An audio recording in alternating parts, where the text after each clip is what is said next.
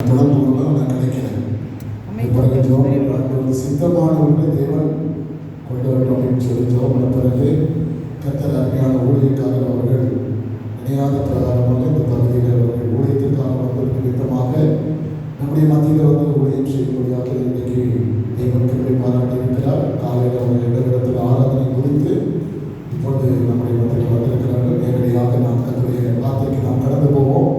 அந்த கரங்களை மூன்று அருளி அவர்கள் சொல்லி அவர்களை நாம் வரவேற்போம். அல்லேலூயா, அல்லேலூயா, அல்லேலூயா.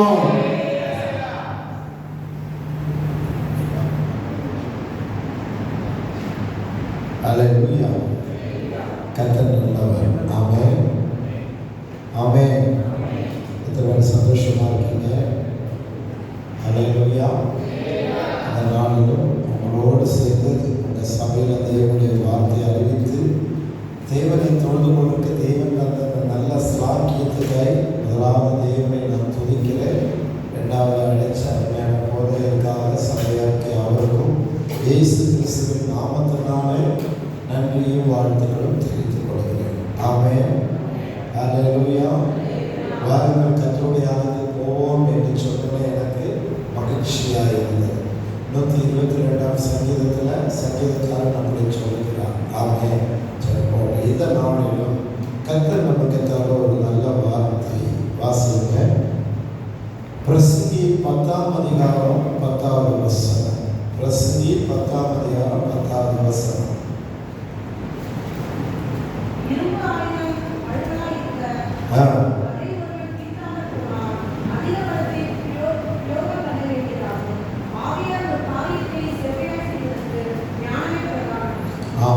கண்களை மூடி மகா இரக்கமுள்ள நல்ல தகப்பனே, இந்த ஆசீர்வதிக்கப்பட்ட நல்ல பரிசுத்த இந்த ஓய்வு நாள் நமக்கு நன்றி. எங்களுக்கு இந்த நாள் வரைக்கும் தந்த ஜீவனுக்காய், சுகத்துக்காய், மரணக்காய், ஆரோக்கியத்துக்காய் நன்றி அப்பா. இந்த நாளிலும் உடைய வார்த்தையை நாங்கள் தியானிக்க போகிறோம். மற்ற நாளின்படி மனுஷன் அப்பத்தினால் மாத்திரமல்ல, தேவனுடைய வாயிலிருந்து புறப்படுகிற ஒவ்வொரு வார்த்தையும் படிக்கின்ற வார்த்தையின்படியும் 138ஆம் சங்கீதம் 2 உடைய சகல பிரஸ்தவங்களை பார்க்கிலும் உடைய வார்த்தையை நீ மகிமைப்படுத்திருக்கிறீர் என்ற வார்த்தைக்காக நன்றி. இப்போது சங்கீதம் 39:3 நான் தியானிக்கையில் எனக்குள்ள அக்கினி மூண்டது, அதனால் என் நாவினால் நான் விண்ணப்பம் பண்ணுவேன் சொன்னபடி இந்த வசனத்தை நாங்கள் தியானிக்க போகிறோம். ஆண்டவரே, மத்தேயு 10:20 பேசுகிறது நீங்கள் அல்ல, என் பிதாவின் ஆவியானவரே பேசுவார் சொன்னபடி தேவரே என் வாயோடு இருந்து நீங்கள் பேசுங்க. ஆண்டவரே, 139ஆம் சங்கீதம் முதல் 4 வார்த்தையின்படி அவர் உங்களுடைய உட்கார்தலையும் எந்திரிக்கையும் படுக்கையும் உங்கள் சிந்தனைகளையும் தூரத்திலிருந்து ஆராய்ந்து அறிந்திருக்கிற வார்த்தையின்படி 1 சாமுவேல் 17:6 மனுஷன் முகத்தை பார்க்கிறேன், நானோ உங்களுடைய இருதயத்தை பார்க்கிறேன் என்ற வார்த்தையின்படி இன்னைக்கு இந்த பரிசுத்த ஆராதனைக்கு வந்திருக்கிற ஒவ்வொருத்தருடைய இருதயங்களும் நீ அறிந்திருக்கிறேன். அவனமாகவே அடியின் வாயோடு இருந்து நீர் பேசும் நாங்கள் கேட்கட்டும். யோவான் ஸ்நானகன் சொன்னவனமாய் நான் சிறுகவும் அவர் பெருகும்படி வேண்டுகிற வார்த்தையின்படி கர்த்தர் ஆசீர்வாதத்தை பலப்படுத்தி எல்லா தடைகளோடையும் இயேசு கிறிஸ்துவின் வல்லமை உள்ள நாமத்தினாலே ஆசீர்வாதத்தை ஜெபிக்கிறோம் நல்ல பிதாவே. ஆமென். பிரசங்கி 10ஆம் அதிகாரம் 10ஆம் வசனத்தில் கடைசியாய் இப்படி சொல்லுது, ஆகையால் ஒரு காரியத்தை செவ்வையாய் செய்வதற்கு ஞானமே பிரதானமாய் இருக்கிறது. ஆமென். எல்லாருக்கும் காரியங்கள் இருக்கு. வீட்டு காரியம் இருக்கு, வேலை காரியம் இருக்கு, எல்லாம் குடும்ப காரியம், பிள்ளைகளுடைய படிப்பு, பிள்ளைகளுடைய திருமண காரியம், இனிமா ஊழியம், இப்படி நிறைய காரியங்கள் இந்த உலகத்தில் நம்ம வாழ்வதற்கு நிறைய காரியங்கள் அன்றாடம் நம்ம செய்கிறோம். ஆனால் வேதம் என்ன சொல்றது பாருங்க, செவ்வையாய் செய்வதற்கு அந்த காரியம் வந்து எப்படி செய்யணும்? செவ்வையா, எந்த ஒரு பிழை இல்லாம, குற்றம் இல்லாம, யார் அது குறையா சொல்லாதபடி, யாரும் ஏன் இப்படி செஞ்சேன்னு கேள்வி கேட்காதபடி, யார் ஏன் இன்னும் கொஞ்சம் நல்லா செஞ்சிருக்கலாமே என்று ஆலோசனை நமக்கு சொல்லாதபடி எந்த அளவுக்கு நம்ம நேர்த்தியா நிவர்த்தியா சரியா அதாவது 4 பேர் பெருமித்துக் கொள்ற அளவுக்கு நம்ம செய்ய முடியுமோ அப்படி நம்ம செய்யணும்னா இந்த பிரசங்கி சாலமன் சொல்றாரு பாருங்க, ஒரு காரியத்தை செவ்வையா செய்வதற்கு ஞானமே பிரதானம். ஆனா பெரும்பாலும் நம்ம என்ன நினைக்கிறோம்னா, பணம் இல்லை, பொருள் இல்லை, ஆட்கள் இல்லை, சரியா தெரிஞ்சவங்க இல்லை, நமக்கு இவ்வளோதான் ஆட்கள், எங்கிட்ட இவ்வளோதான் பணம், எங்கிட்ட இவ்வளோதான் பொருள், இதை வைத்து என்ன பண்ண முடியும், இப்படி யோசிக்கிறோம். ஆனால் வேதம் சொல்றது ஞானம். ஆமென். சரி, இந்த ஞானம் எப்படி வருதுன்னு பார்த்தீங்கன்னா, யோபு 4:21 சொன்னது, ஞானம் இல்லாதனால ஜனங்கள் சாகுறார்களா, ஞான குறைவினால தான் ஜனங்கள் என்ன செய்யறாங்க, மறிக்கிறார்கள். யோபு 4.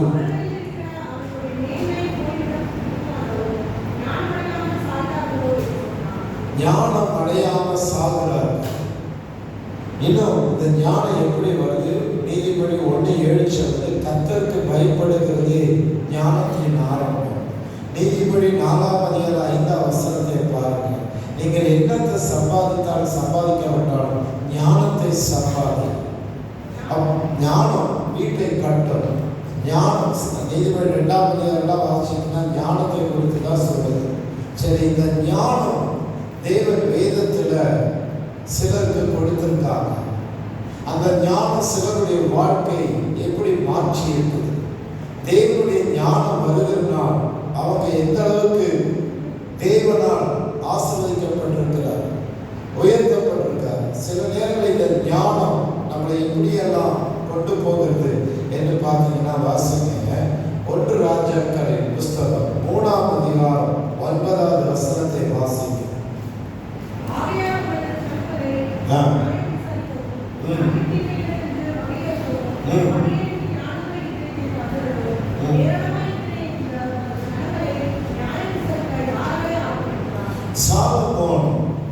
சாலமோன் ராஜாவாகிறதுக்கு ஒரு தகுதியும் கிடையாது.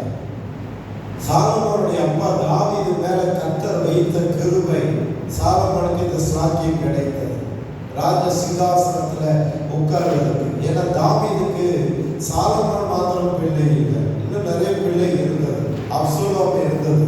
ஆனா தேவன் சாலமோன் மேலதான் அந்த கிருபை வைக்கிறார்.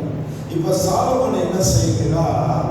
ஆண்டவரை கேட்கிறார், ஏராளமாய் இருக்கிற ஜனத்தை நன்மை தீமை, அதாவது நியாயம் விசாரிப்பதற்கு எனக்கு, அதாவது நன்மை தீமை நாம் வகையா இருப்பதற்கு எனக்கு ஞானமுள்ள இருதயத்தை தாரும். ஆண்டவரை எப்படி கேட்கிறார் பாருங்க, எனக்கு ஞானமுள்ள இருதயத்தை தாரும். தேவன் இந்த ஞானத்தை பாருங்க, இன்னும் 1 நாளாகமும் 1:10 இதே வார்த்தை சொல்லுகிறது. சரி, தேவன் இந்த சாலமோனுக்கு இந்த ஞானத்தை கொடுத்தாரா? எப்படி கொடுத்தாரா? வாசிங்க 1 ராஜாக்களின் புஸ்தகம் 10ஆம் அதிகாரம் 4வது வசனத்தை படிங்க. 1 ராஜாக்கள் 10:4.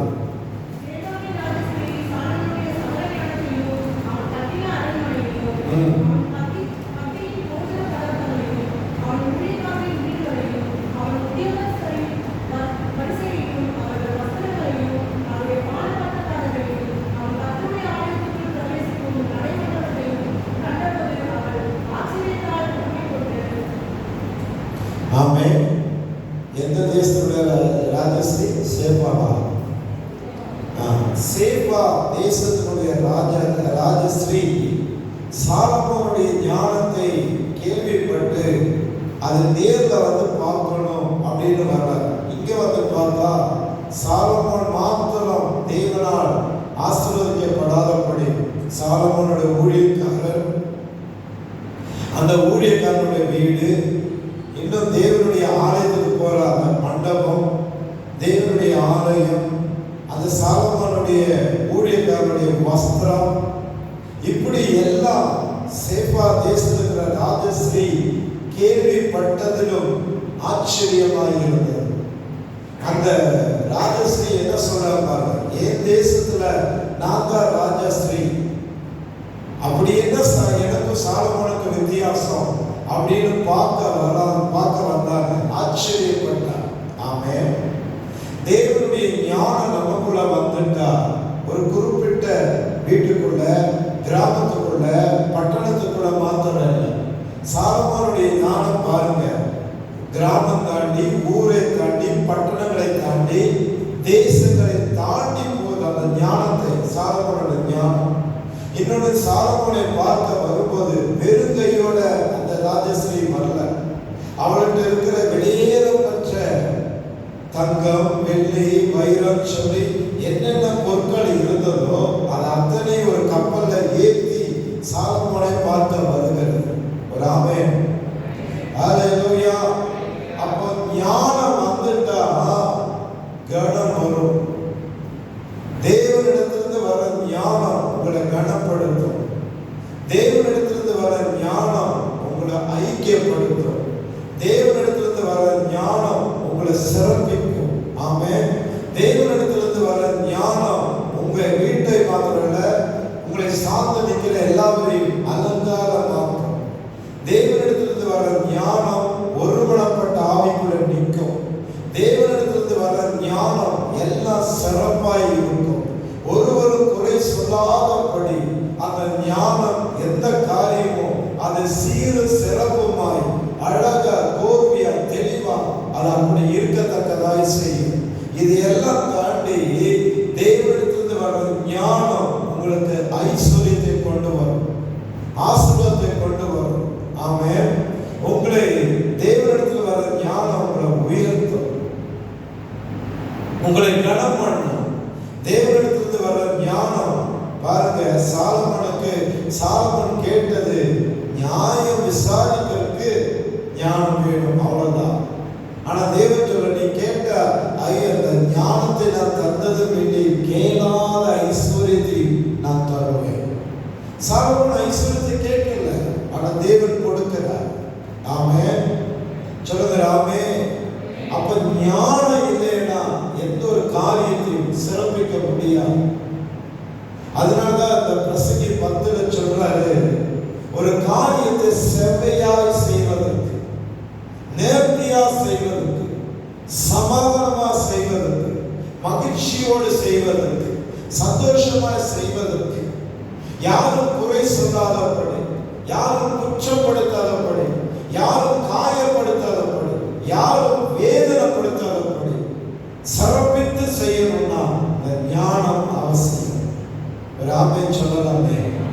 அப்ப இந்த ஞானம் உங்களுக்குள்ள வந்துட்டா எல்லாம் உங்களுக்கு வரும். அதனால ஞானம் தேவனிடத்துல கேளுங்க. ஞானத்தை தேவனிடத்துல யாக்கோபு 1ஆம் அதிகாரம் 5ஆம் வசனத்தை பாருங்க. உங்களுக்கு ஒருவர் ஞான குறைவுள்ளவனாய் இருந்தா யாவருக்கு சம்பூர்ணமாய் கொடுக்கிற இடத்துல கேட்க கடவுள்.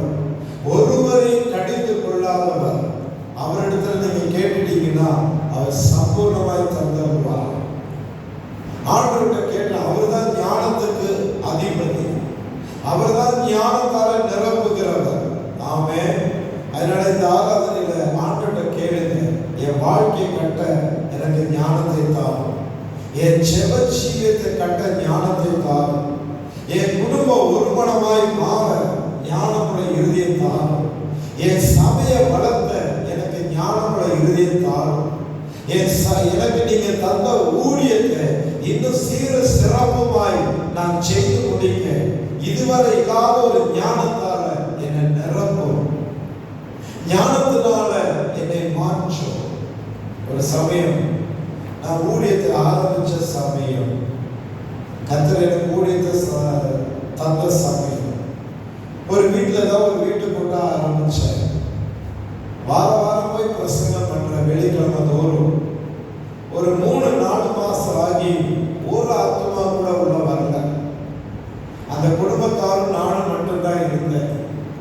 ஒரு நாள் ஆண்டுகிட்ட கேட்டேன், அந்த குடும்பத்தில் இருக்கிற ஒரு 4 பேரும் என் குடும்பத்தில் இருக்கிற ஒரு 4 பேர், மொத்தம் 8 பேர். இந்த 8 பேருக்கு பிரசங்கம் பண்றதுக்கு வாரம் நான் போகணுமா ஆண்டவரே? இதுக்கு மாசத்துல ஒரு நாள் போனா போதும் தானே, வாரம் இதுக்கு டைம் ஒதுக்கணுமா அப்படின்னு ஆண்டுகிட்ட கேட்டேன். இப்பதான் சொன்னார், நீ வீட்டுக்குள்ள என்னோட ஊழியத்தை ஆரம்பிச்சிருக்கீங்கள, அந்த அந்த வீட்டில் ஒரு தற்கொலை ஆவி கிரியை செய்யுது. அந்த ஆவியை நீ துறந்து மற்றபடி ஆத்மாக்கள் என்னை ஆராதிக்க வருவார்கள் என்று தேவன் தந்த ஞானத்தின்படி அந்த ஆவியை துறந்து நாம் பாருங்கள். அடுத்த 2 மாசத்துக்குள்ள 80 பேர் வந்தாங்க. ஒரு சாட்சி சொன்ன, ஒரு ஆமென் சொல்லலாம், ஒரு அல்லேலூயா சொல்லலாம், ஒரு கை தட்டலாம். எனக்கா நான் சொல்லியிருக்கிறேன், என்னமோ எனக்காக தட்டுங்கிற மாதிரி. நீங்க என்ன வேணா சொல்லுங்கய்யா, சில மாதிரி நாங்கள் உட்காந்துட்டு அப்படியே போவோம். என்ன அவரை மகிமைப்படுத்துக்கோ, கை தட்டுக்கோ, ஒரு அல்லேலூயா சொல்லுக்கோ, ஒரு ஆமென் சொல்லுக்கெல்லாம் எங்களுக்கு வாயும் வராது, கையும் வராது. நம்ம அப்படிப்பட்ட தேவன் பாருங்க, இஸ்ரவேல் ஜனங்களை பார்த்து என்ன சொல்றாங்க, வணங்க. அப்படியே நீங்க நான் அந்த பேர் சொல்ல நீங்க ஒத்துக்குவீங்களா? அப்படி இல்லாத சொல்லுங்கய்யா. இந்த மௌனம் உங்க வீட்டுல குடும்ப வாழ்க்கையில் இருந்து பாருங்க, சண்டை வராது. தெரியுமா உங்களுக்கு? இருக்க மாட்டோம்ல. இந்த மௌனம் அப்படியே நீ என்ன வேணா திட்டு பேசினா அப்படிதான் இருப்பேன்னு பாருங்க. டைவர்ஸுக்கே வேலை கிடையாது, தெரியுமா? விவாகரத்துக்கு வேலை கிடையாது. இருக்க மாட்டோம்ல. அங்க டைவர்ஸரோட வாய் திறப்போம்ல. சபையில வந்து தேவனை துதிக்க, ஆராதிக்க, ஸ்தோத்திரம் பண்றதுக்கு உங்க சங்கீதம் 81:10 படி உன் வாய் விரிவா தர நான் அதை நிரப்புவேன் சொல்ல இங்க வந்தா எப்படி? ஒரு அல்லேலூயா சொல்லுங்க, ஆமென் சொல்லுங்க. ஆமென். அவரை தான் நான் மையப்படுத்துறேன், என்னை நான் சொல்லல. பாருங்க, அந்த சபை, அந்த ஊழியம் வளராம இருந்தது. தேவன் ஏன் வளரல, எதுக்கு வளரல, அந்த காரணத்தை கண்டுபிடிச்சு அதை தேவன் தந்த ஆலோசனைப்படி, ஞானத்தின்படி செய்த உடனே சபை ஊழியம் வளர ஆரம்பிக்குது. ஆமென். இந்த ஞானம் நமக்கு அவசியம். அல்லேலூயா. ஞாயிற்றுக்கிழமை சும்மா வந்தோம், பிரசங்கம் பண்ணோம், பிரசங்கத்தை கேட்டோம், ஜெபம் பண்ணோம், பாடினோம், துதித்தோம் இல்லை. அடுத்தது போகணும். ஆமென் சொல்லுங்க. ஆமென். அப்போ முதலாவது ஞானம் உங்களை என்ன செய்யும்? சிறப்பிக்கும். ஆமென். கர்த்தர் தருகிற ஞானம் உங்களை வளர்க்கும். கர்த்தர் தருகிற ஞானம் உங்களை உயர்த்து மட்டும் இல்லை, வளர்த்தும். அடுத்த லெவலுக்கு உங்களை கொண்டு வரும் தேவன் தருகிற ஞானம். ஆமென். உலகத்தின் ஞானத்துக்கும் தேவனுடைய ஞானத்துக்கும் நிறைய வித்தியாசம் உண்டு. அதனாலதான் சாலமோன் கேட்கிறாரு பாருங்க. சாலமோன் தேவனுக்கே சர்ப்ரைஸ் கொடுத்தார். தெரியுமா உங்களுக்கு? கர்த்தருக்கே சர்ப்ரைஸ் கொடுத்தார். என்ன சொல்றாரு? ஆண்டவர் என்ன நினைச்சாரு? இவனை ராஜாவாக்கிட்டா ஆயுசு நாள்ல கேட்பா, இவனுக்கு எதிராக இருக்கிற சத்துருடைய பிராணனை கேட்பான்னு நினைச்சா, ஆண்டவரே நினைச்சு பார்க்காத ஒன்று கேட்டுட்டாரு. ஞானத்தை தாங்க, எனக்கு நீண்ட ஆயுசெல்லாம் வேண்டாம், எனக்கு எதிராக நிற்கிறவன நீங்க என்ன பண்ணாலும் பண்ணலாம், அது உங்களுடைய விருப்பம். நான் யாரையும் அழிக்க ராஜாவாகல, யாரையும் கெடுக்கிறதுக்கு நான் ராஜாவாகல. இந்த ஏராளமா இருக்கிற ஜனங்கள், கடற்கரையில் இருக்கிற மனதை போல இருக்கிற இந்த ஜனங்களை ஒழுங்கா வழி நடத்தணும். எங்க அப்பா நல்லபடியா இருந்து ராஜபாரத்தை படிப்பு இருக்கிறார், அவருடைய பேரை காப்பாற்றணும். எல்லாத்துக்கும் வேற நீ என்னை நம்பி அபிஷேகம் பண்ணியிருக்கிறீ, உமக்கு நான் மகிமை கொண்டு வரணும், உன் பேரை நான் உயர்த்தணும். இது இருந்தால் போதும். தேவன் ஆச்சரியப்பட்டார். சாலமோன், நானே எதிர்பார்க்காத ஒரு காரியத்தை நீ கேட்கிறீயே, நான் உனக்கு ஞானத்தை தந்ததும் என்று கேளாத ஐஸ்வர்யம். ஆமென். ஹல்லேலூயா. அப்ப முதலாவது ஞானம் உங்களை எல்லா விதத்திலும் சிறப்பிக்கும் என்று முதலாவது சொல்றேன். இரண்டாவது, ஏன் ஒரு காரியத்துக்கு அந்த ஞானம் நமக்கு அவசியம்னா, இரண்டாவது வாசிங்க. சங்கீதம் 107 சங்கீதம் 43 வசனத்தை படிங்க. சங்கீதம் 107 43.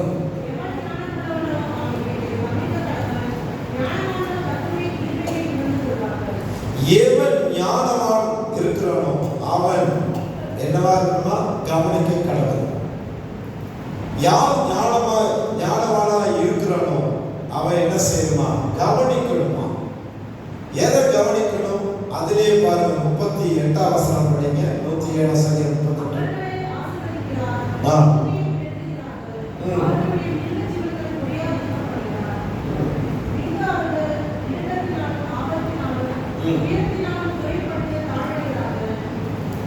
இங்கே பாருங்க, சங்கீதக்காரர் சொல்றார், தேவன் ஆசீர்வதிக்கிறார். மிருக ஜீவன்கள், வருமானங்கள், உயர் என்னென்ன கேட்டீங்களோ ஆசீர்வதிக்கிறார்.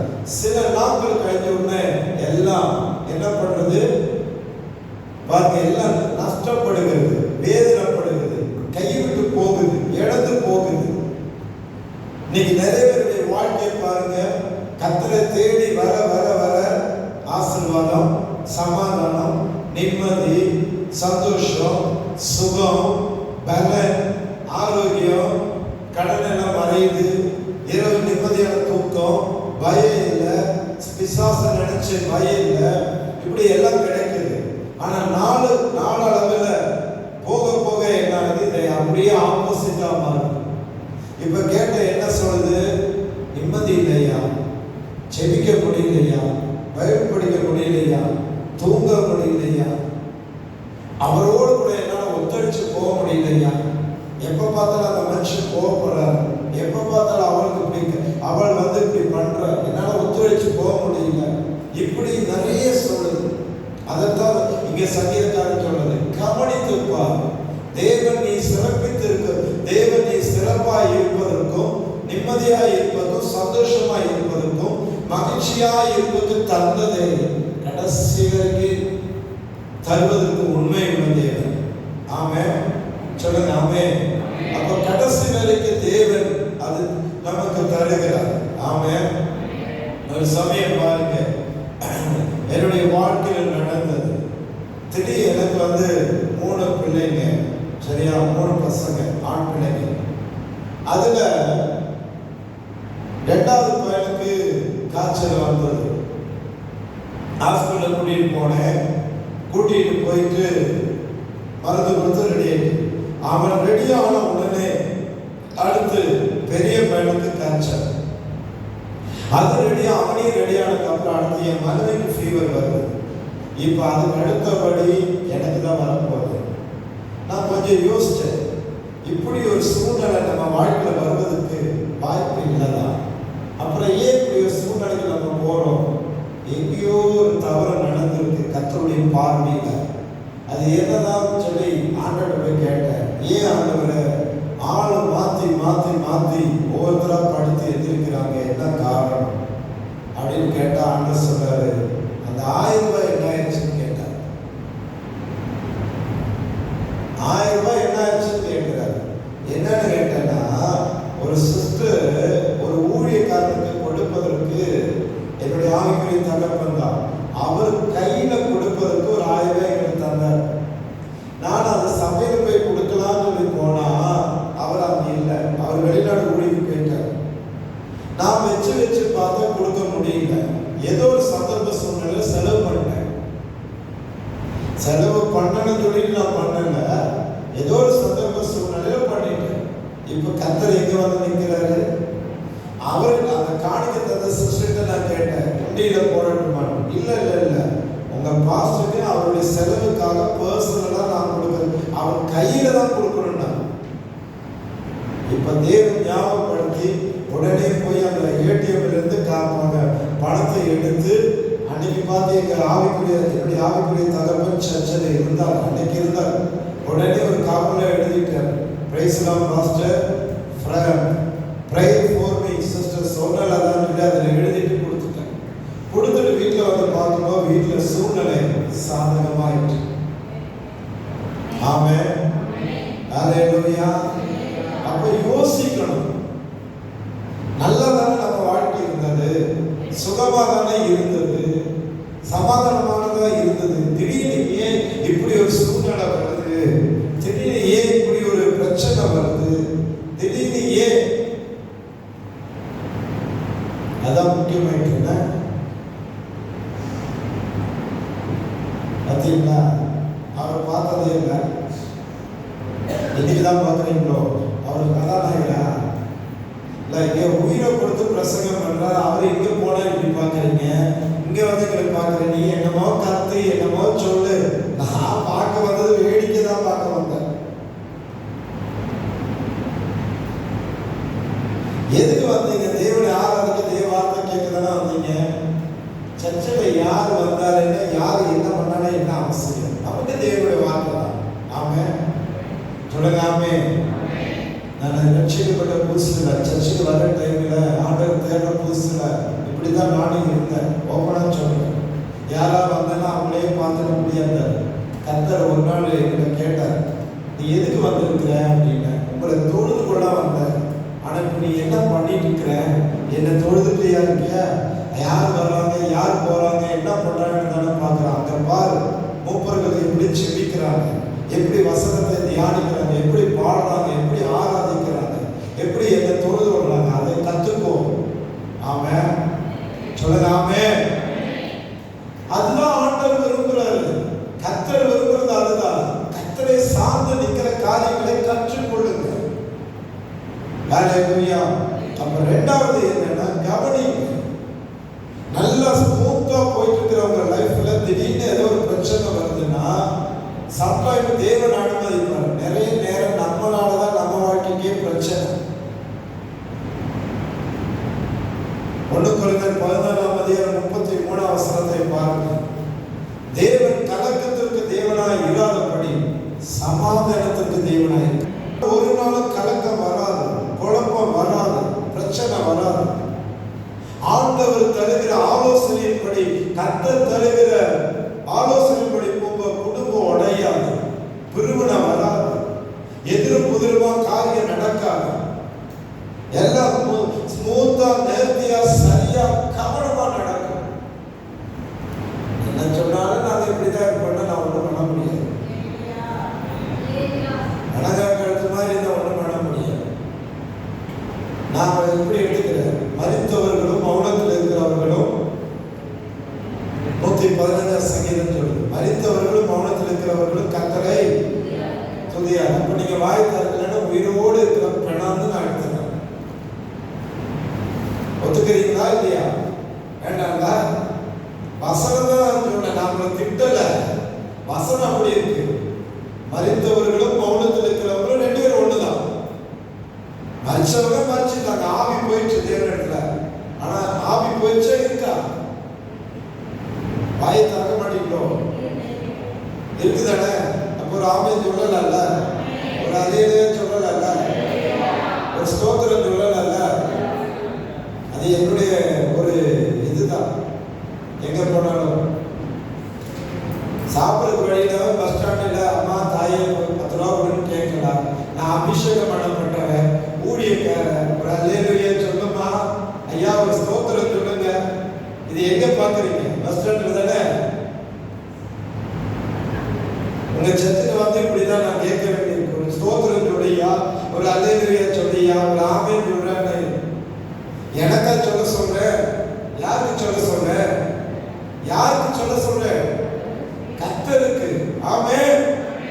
கவனிங்க, மாறுங்க. சோம்பேறிகளை கர்த்தருக்கு பிடிக்கவே பிடிக்காது. ஆண்டவர் வெறுக்கிற ஒரு காரியம் சோம்பேறிகள். உங்களை ஆண்டவர் எதுக்கு வச்சிருக்காரு? ஏசாயா 43:21 படிங்க. கர்த்தர் எதுக்கு உங்களை பிரிச்சு எடுத்தாரு? எதுக்கு உங்களை வேறு பிரிச்சு எடுத்திருக்காரு? எதுக்கு உங்களை தேர்ந்தெடுத்திருக்காரு?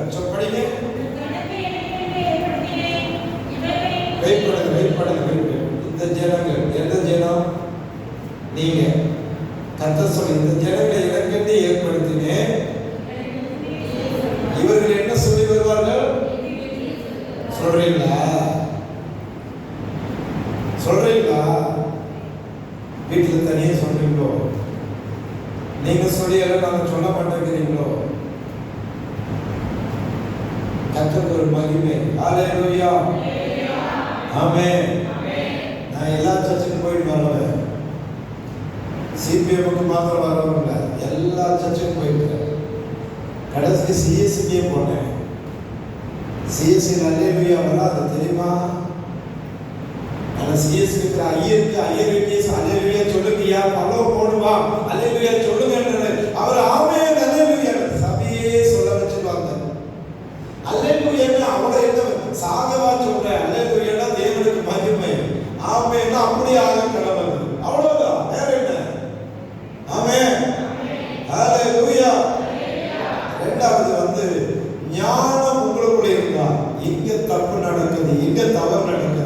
ஏன் என் வாழ்க்கைக்குள்ள இவ்வளவு குழப்பம், ஏன் என் வாழ்க்கைக்குள்ள இவ்வளவு பிரச்சனை, நான் கர்த்தரை தேடுறேன், ஜெபம் பண்றேன், பைபிள் படிக்கிறேன், சர்ச்சுக்கு ஒழுங்கா போறேன், வாரத்துல நான் முடிஞ்சளவுக்கு ஒரு நாளோ 2 நாளோ பாஸ்டிங் போடுறேன், உண்மையா இருக்கிறேன், ஆனாலும் சில பிரச்சனைகள் சரியா ஆகல அப்படின்னா சம்திங் ராங். எங்கேயோ நீங்க தப்பு பண்ணனாலதான் அது குழப்பம், பிரச்சனை, போராட்டம். அதை கண்டுபிடிக்கிறதுக்கு என்ன வேணும்னா ஞானம் வேணும், அறிவு வேணும். ஓசியா 4:6 சொல்றது, என் ஜனங்கள் அறிவு இல்லாதனாலதான் சங்காரமாகறாங்க.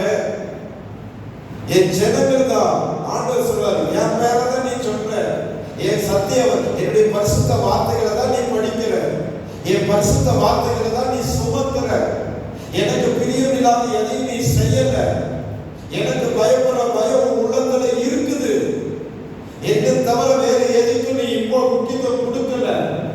ஆனாலும் என்ன இல்லை, அறிவு இல்லை. நான் திட்டலையா, நான் போனதுக்கு அப்புறம் பாஸ்டர்கிட்ட போய் 500 கிலோமீட்டர்ல அந்த பக்கம் இருக்கிற அந்த ஆளை கூட்டிட்டு வந்து எங்களை திட்டுறீங்களா, ஏன் நீங்க திட்டுறது போதாம அவரை கூட்டிட்டு வந்து திட்டுறீங்களான்னு நினைக்காதீங்க. நான் வசனம் தான் சொல்றேன். ஆமே, கர்த்தருடைய வார்த்தை தான் சொல்றேன். ஆண்டவர் சொல்றாரு, என் ஜனதா அறிவில்லையே, ஆத்மா அறிவில்லாம இருப்பது பெட்டர் அப்படியே போட்டிருக்கு, நல்லதல்ல. அப்ப ஆத்மா உயிர்ப்பிக்கணும். எங்க உயிர்ப்பிக்கிறது? தேவனுடைய வார்த்தை தான். ஆமென், ஹல்லேலூயா. கர்த்தருடைய வார்த்தை நம்மளை உயிர்ப்பிக்கும். கர்த்தருடைய வார்த்தை நம்மளை சிறந்த ஞானமாய் மாற்றும். நான் எப்படி இந்த வசனங்களை எப்படி மனப்பாடம் பண்ணேன் அப்படின்னா, டெய்லி இப்படிதான் ஜெபம் பண்ணுவேன். 1 கொரிந்தியர் 1:27, ஞானிகளை வெட்கப்படுத்தும்படி தேவன் பைத்தியமானவைகளை தெரிந்து கொண்டான், உள்ளவனை வெட்கப்படுத்தும்படி தேவன் இழிவானவங்களை தெரிந்து கொண்டான். அந்த பைத்தியங்கிற இடத்துல என் பேரை போட்டு ஜெபம் பண்ணுவேன். மனுஷங்கிட்ட போய் சொன்னா மனுஷன் இது எதுக்கு சொல்லிட்டு, உண்மையிலே நீ அப்படித்தான் இருக்கு, இதை வேற நீ சொல்லி காமிக்கணுமான்னு. ஆனா கர்த்தர் இடத்துல போய் நான் அப்படிதான், ஆண்டவரே நான் ஒரு பைத்தியம், எனக்கு ஒன்றும் தெரியாது ஆண்டவர் சொல்ல, அப்படி சொல்லதான் அந்த கொஞ்சம் வசனங்களை மனப்பாடம் பண்ண உதவி செய்யும். ஆமென். நான் உங்களுக்கு சொல்லித்தரேன் பாருங்க, ஒரு நாளைக்கு ஒரு வசனம் மனப்பாடம் பண்ணுங்க. ஒரு வருஷத்துக்கு எத்தனை நாட்கள்? 125, 366. 4 வருஷத்துக்கு ஒரு தடவை 306 வரும், பிப்ரவரியோட சேர்த்து. என்ன சரி, 365 வைங்க. எத்தனை வசனம் மனப்பாடம் ஆகும்? டெய்லி ஒரு வசனத்தை படிச்சு மனப்பாடம் பண்ணிட்டீங்கன்னாலே வருஷம் 365 வசனம் உங்க இருதயத்தில் இருக்கும். வசனம் பேசுமா பேசாதா? ஆமென். ஏசாயா 34:16 சொல்லுது, கர்த்தருடைய புஸ்தகத்தை தேடி வாசிங்க. ஆமென், ஹல்லேலூயா. உங்களுக்கு ஞானம் வேணுமா? நீங்க யூனிவர்சிட்டி, காலேஜ், அந்த பச்சடி இந்த பிச்சடி எல்லாம் நீங்க படிச்சா அது உலக ஞானம் வரும். ஆனா தேவ ஞானம் வந்தா 2 ஞானமே உங்களுக்குள்ள இருக்கு. ஆமென். அப்ப 2வது கவனிங்க. நல்லா போயிட்டு இருந்த என் வாழ்க்கையில திடீர்னு ஒரு குழப்பம், பிரச்சனைன்னா அது ஆரம்பத்திலே கண்டுபிடிச்சிங்கன்னா சரிப்படுத்தலாம். முத்தி போயிட்டா ஒன்றும் கண்டுபிடிக்க முடியாது. அதனால அதுல கவனம் பாருங்க. 2வது. 3வது பாருங்க. 3வது நீங்க பாத்தீங்கன்னா ஸ்தோத்திரம் பாருங்க.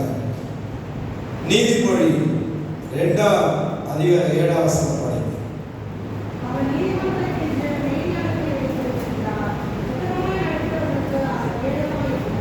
ஆமென். இப்ப பாருங்க 3வது பாருங்க, அவர் நீதிமான் என்று ஒரு மெய்யான ஞானத்தை எப்படி செய்யறாரு? வைத்து வைக்கிறார். ஆமென், சொல்லுங்க ஆமென். எப்போ வந்து ஒரு தேவனுடைய வாழ்க்கையில தப்பு, தவறு, சில பாவங்கள் வருது அப்படின்னா இந்த நீதியிலிருந்து கீழே வரும்போது, நீங்க பரிசுத்தமாய், நீதிமானாய், உத்தமனாய், தேவனுக்கு பயந்து வாழ்ந்து பாருங்க, இந்த ஞானம் குறையாது. இது ஞானம் இன்க்ரீஸ் ஆகிட்டே இருக்கு.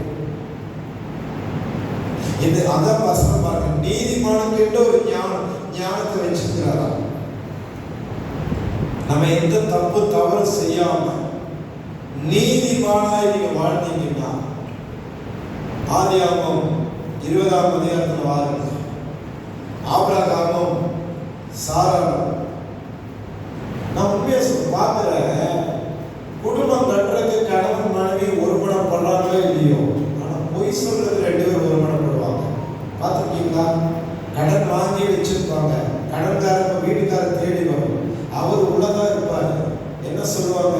அவர் இப்ப வருவாரு, இல்லைன்னு சொல்லிருந்த அது கரெக்டா சொல்லுவாங்க. மீதி ஏதாவது ஜோப் பண்றதுல ஒருமணப்படுவாங்களா பாரு. நிறைய புருஷன் எப்படி சொல்லுவாங்க தெரியுமா? நீ ஜோப் பண்ற இல்லாமா எல்லாம் நடக்கும். ஒருமணப்பட்டு 2 பேர் உட்கார்ந்து பைக் படிக்கிறாங்க, பிறகு படிக்க மாட்டாங்க. ஒரு தீர்மானம் எடுக்கும்போது உன் பிள்ளை தானே நீ பார்த்துக்கோ அப்படின்னு ஒதுக்குறவங்க உண்டு. ஆனா பொய் சொல்றதுல மட்டும் 2 பேரும் அப்படியே தலாசு 2 ஒரே மாதிரி நிற்கும். ஆபிரகாம் சாராள் அதான் சொல்றாரு. ஆபிரகாம் சாராள் சொல்றாரு, உன்னை நினைத்து என் உயிர் போகாம இருக்குன்னா அது பேர் என்ன? அபிமெலேக்கு கேட்ட நீ என்ன சொல்ற? சகோதரின்னு சொல்லி. உன்னை கேட்ட நான் என்ன சொல்றேன்? சிஸ்டர்னு சொல்றேன். அவங்க 2 பேரா அண்ணன் அக்காவும் தங்கச்சியா? ஆபிரகாம் சாராள் அக்காவும் அண்ணன் தங்கச்சியா? Husband wife. பட் ஆபிரகாம் எப்படி சொல்றாரு பாருங்க. ஆபிரகாம் விசுவாசத்தின் தகப்பன் தான், ஆனா மைதானோடு முதுகு எலும்பு இல்லாதவர், உயிருக்கு பயந்தவர். இப்ப அபிமெலேக்கு என்ன பண்றாரு தெரியுமா? கவனிங்க. அபிமெலேக்கு என்ன பண்றாரு? அவருடைய முறையின்படி விசாரிச்சப்ப 2 பேர் சொல்றாரு. இப்ப அபிமெலேக்கு பிளான் பண்றாரு. என்ன பண்றாரு? சாராளை கல்யாணம் பண்றாரு. ஏற்கனவே ஒரு குழப்பம் ஓடிட்டு, கர்த்தர் வாக்கு கொடுத்து குழந்தை பிறகுக்குள்ள வீட்டுல வேலை செய்ய வந்த ஆபிரகாமுக்கு கூட்டி கொடுத்துட்டாரு. சாரா ஆகாரம் ஆதியாகமம் 14. இப்ப மறுபடியும் ஆபிரகாம் ஒரு தப்பு பண்றாரு. இப்ப அபிமெலேக்கு என்ன பண்றாரு? சாராளை கல்யாணம் பண்றதுக்கு கூட்டிட்டு வந்துட்டாரு. அன்னைக்கு நைட்டு கர்த்தர் சொல்றாரு, நீ அழைப்பித்து வந்த ஸ்திரீய நிமித்தம் நீ செத்தாய், நீயும் ஜனங்கள் சாக போறீங்க. அப்பதான் அபிமெலேக்கு என்ன சொல்றாரு தெரியுமா? உத்தம இருதயத்தோடு சுத்தமான கைகளோடு இதை செய்த. ஆமென். உத்தம இருதயத்தோடு சுத்தமான கைகளோடு இது செய்த. தப்பான எண்ணத்தோடோ தவறான எண்ணத்தோடோ தவறான நோக்கத்தோடு நான் செய்யல. நான் ஒரு ராஜா, என் தேசத்துல ராஜா. முறையா எப்படி விசாரிக்கணுமோ அப்படி ஆபிரகாமையும் சாராளையும் நான் விசாரிச்சுதான் இந்த தீர்மானம் எடுத்தேன். கர்த்தர் என்ன சொல்ற தெரியுமா? நீ எனக்கு விரோதமாய் பாவம் செய்யாதபடி நான் தடுத்தேன். ஆமென். ஹல்லேலூயா. அப்புறம் யோசிச்சு பாருங்க. நீதிமான் தன்னுடைய நீதியில நிலைச்சது. நீதிமான் நன்றாய் இருந்தால் பட்டணம் கழிவோம். நீதிமான் எப்படி தெரியுமா? நடு பகலில் பிரகாசிக்கிற சூரியனை போல இருப்பான். நீதிமான் நித்திய கீர்த்தி உள்ளவன். நீதிமானுக்கு ஒரு கேடு வராது. நீதிமான் விசுவாசத்தினால பிழைக்கிறவன். ஆமென். அப்ப நீங்கள் நான் நீதிமானா? தேவன் தந்த நீதி, தேவன் தந்த பரிசுத்தம், தேவன் தந்த ஒழுங்கு, தேவன் தந்த கிருபைகள், தேவன் கற்றுக் கொடுத்த சத்தியங்களில நீங்க நினைச்சிருந்தா அந்த ஞானம் உங்களுக்கு எடுபடாம நிற்கும். அவர் சொல்ல பாருங்க, எல்லாருக்கும் ஒரே ஞானம் இல்லை. நீதிமொழி 2:7 நீதிமானுக்கு ஒரு ஞானத்தை வச்சிருக்காரு பாருங்க. ஆமென். ஹல்லேலூயா. 2:6 பாருங்க. கர்த்தர் ஞானத்தை தருகிற அவருடைய வாயிலிருந்து ஞானம் அறிவு பொருள். ஞானம் எங்கிருந்து வருது? அவரிடத்திலிருந்து வருது. ஆமென். நீதிமானோடு கர்த்தர் நிற்பார். நீதிமான் பனை மரத்தை போல செய்வான். நீதிமொழி 28:25 சொல்லுது, கர்த்தரை நம்புகிறவன் செழிப்பார். ஆமென். அப்ப 3வது, தேவன் தந்த பரிசுத்தத்தை விட்டு குறையாதீங்க. உண்மையா இருங்க, உத்தமமா இருங்க. 10 ரூபாய் உங்க 10 ரூபாய் அந்த பக்கம் போனாலும் பரவாயில்ல. பட் அங்கிருந்து அந்த 10 ரூபாய் இங்க வரக்கூடாது. இன்னைக்குமே ஒரு அடி அண்ணன் எடுத்த பரவாயில்ல, நல்லா இருக்கு விட மாட்டாங்க.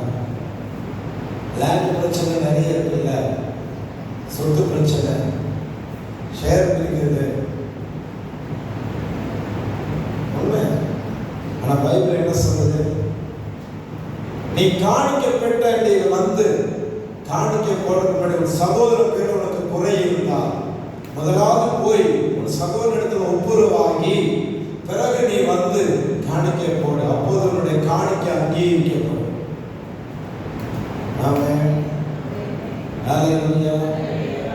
நிறைய சர்ச்சையில் என்ன தெரியுமா, ஃபர்ஸ்ட் சர்வீஸ்ல அண்ணன் வருவார், ரெண்டாவது சர்வீஸ் தம்பி வருவார். இது அண்ணன் தம்பிக்குள்ள இருந்தா பரவாயில்ல, புருஷன் கொண்டாடி கூட இப்படிதான் நடக்குது. புருஷன் ஃபர்ஸ்ட் சர்வீஸ்க்கு வந்தா மனைவி செகண்ட் சர்வீஸ்க்கு தான் வரும். நடக்கவே இல்லை. உங்களுக்கு ஒரு சபை தாங்க, இந்த சபை எனக்கு நிறைய சபை. நான் சுவிசேஷன் பாஸ்டர் கிடையாது. வாரம் ஏதோ சர்ச்சில் கத்தர் என்னை கூட்டிட்டு போன நிறைய சபையை நான் பார்க்கிறேன். ஹல்லேலூயா, ஆமென். அப்ப யோசிச்சு பாருங்க, என்னன்னா வசனத்தின்படி வாழணும். ஆமென். சரி, மூணாவது. நாலாவது பாருங்க, இந்த ஞானம் இருந்தாதான் என்ன செய்ய முடியுமா? எசேக்கியேல் 28ஆம் அதிகாரம் 4வது வசனம் படி. எசேக்கியேல் 28.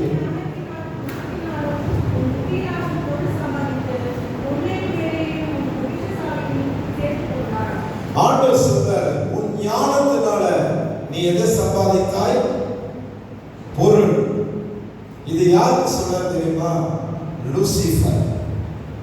இந்த எசேக்கியேல் 28ஆம் அதிகாரம் ஏசாயா 14ஆம் அதிகாரம் வாசிச்சாங்க. சாத்தான் எப்படி வந்தான், எப்படி பரலோகத்திலிருந்து விடுபட்டான், தேவன் எப்படி அவனை கீழே தள்ளினான் அப்படிங்கிறது இந்த ஏசாயா 14ஆம் அதிகாரம் எசேக்கியேல் 28ஆம் அதிகாரம் வாசிச்சீங்கன்னா சாத்தான் எப்படி வந்தான்னு அங்க போட்டிருக்கு. இப்ப அவனை பார்த்துதான் கர்த்தர் சொன்னார், உன் ஞானத்தினால திரளான பொருள்களை நீ சம்பாதித்தாய். ஆமென், ஹல்லேலூயா. கர்த்தரை தேடும்போது வேணும் தரித்திரம் இருக்கலாம். இயேசுவை தேடும்போது முதல்ல பைபிள் படிக்கும் போது முதல்ல சர்ச்சுக்கு வரும்போது இயேசுவை ஃபர்ஸ்ட் நீங்க ஆராதிக்க வரும்போது தரித்திரம் இருக்கலாம், கடன் இருக்கலாம், பண பிரச்சனை இருக்கலாம், பண போராட்டம் இருக்கலாம். ஆனா ஆண்டவரை வார நாள்தோறும் தேட உங்க தரித்திரம் உங்களை விட்டு மறையணும். உங்க பொருளாதார நெருக்கடிகள் மாறணும். நீங்க பாருங்களேன், உபாகமம் 8ஆம் அதிகாரம் 14ஆம் வசனத்தை பாருங்க. உபாகம் 8:18 பாருங்க. உன் தேவனாய் கர்த்தர் உனக்கு ஐஸ்வரியத்தை சம்பாதிக்க பலன் தருகிறார். சங்கீதம் 29:11 பாருங்க. கர்த்தர் தம்முடைய ஜனத்துக்கு சமாதான அருளி பலன் கொடுக்கிறார். ஆண்டவர் தான் பலன் தருகிறார், சம்பாதிக்கிறார். ஆண்டவர் விரும்புகிறார். என்ன தேடி வருவது உனக்கு தரித்திரம் இருக்கிறது உண்மைதான், பொருளாதார நெருக்கடி இருந்தது உண்மைதான், கடன் பிரச்சனைகள் இருந்தது உண்மைதான், கஷ்டப்பட்டது உண்மைதான். ஆனா இப்ப நீ என்ன நாள்தோறும் தேடி வர உன்னோட சூழ்நிலைகள் மாறணும். ஆமென். உங்களுடைய நெருக்கடிகள் மாறணும். ஆமென். நாம கொடுக்கிறவங்களா இருக்கணும், வாங்குறவங்களா இருக்கக்கூடாது. ஆமென். 2 கொரிந்தியர் 2:9 சொல்லு போல் கொடுக்கிறது உற்சாகமாய் கொடுக்கிற இடத்துல தேவன் பிரியமாய் இருக்கிறார். ஆமென். அப்ப தேவன் சம்பாதிக்க பலம் தருகிறார். அவர் தான் நமக்கு பலம் தருகிறார். ஹல்லேலூயா. யாத்திராகமம் 31ஆம் அதிகாரம் பாருங்களேன், 5-6 வசனத்தை பாருங்க. 31:1 வசனம் படிக்க ஒரு மனுஷனுக்கு ஏற எழுதுறார்.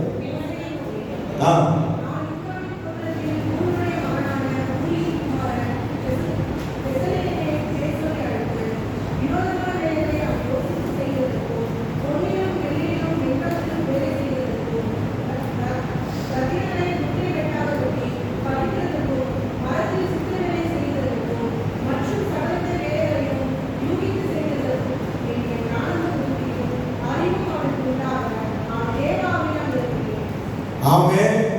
ஒரே ஒரு மனுஷன், அவர் பேர் என்ன? பெசலேயன்.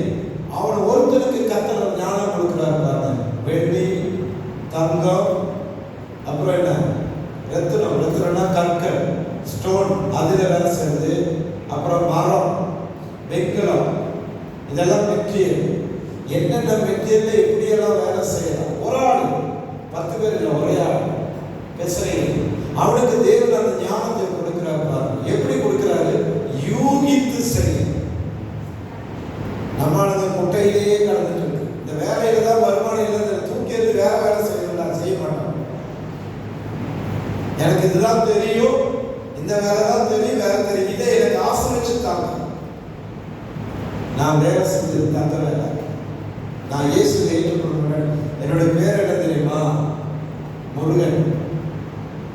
பக்கா இந்து குடும்பத்தில் இருந்தால் நான் ரட்சிக்கப்பட்டு வந்திருக்கிறேன். நான் செய்த வேலை தங்க வேலை. நான் செய்த வேலை தங்க வேலை. ஒரே ஒரு ராத்திரியில் 5 பவன் தங்கம் மிஸ்ஸிங். 5 பவன் தங்கம் காணாம போயிடுச்சு. ஒரு பவன் எவ்வளவு தெரியுமா? ஒரு பவன் தெரியுமா? தெரியாதுல்ல. ஒரு பவன் 8 கிராம். 5 பவன் தங்கம் காணும். 40 கிராம் தங்கம் மிஸ்ஸிங். ஒரே ராத்திரியில் சூரியத்தினால, மந்திரத்தினால, செய்வனையினால. அங்கிருந்து ஆரம்பிச்சுதான் என்னோட பிரச்சனை.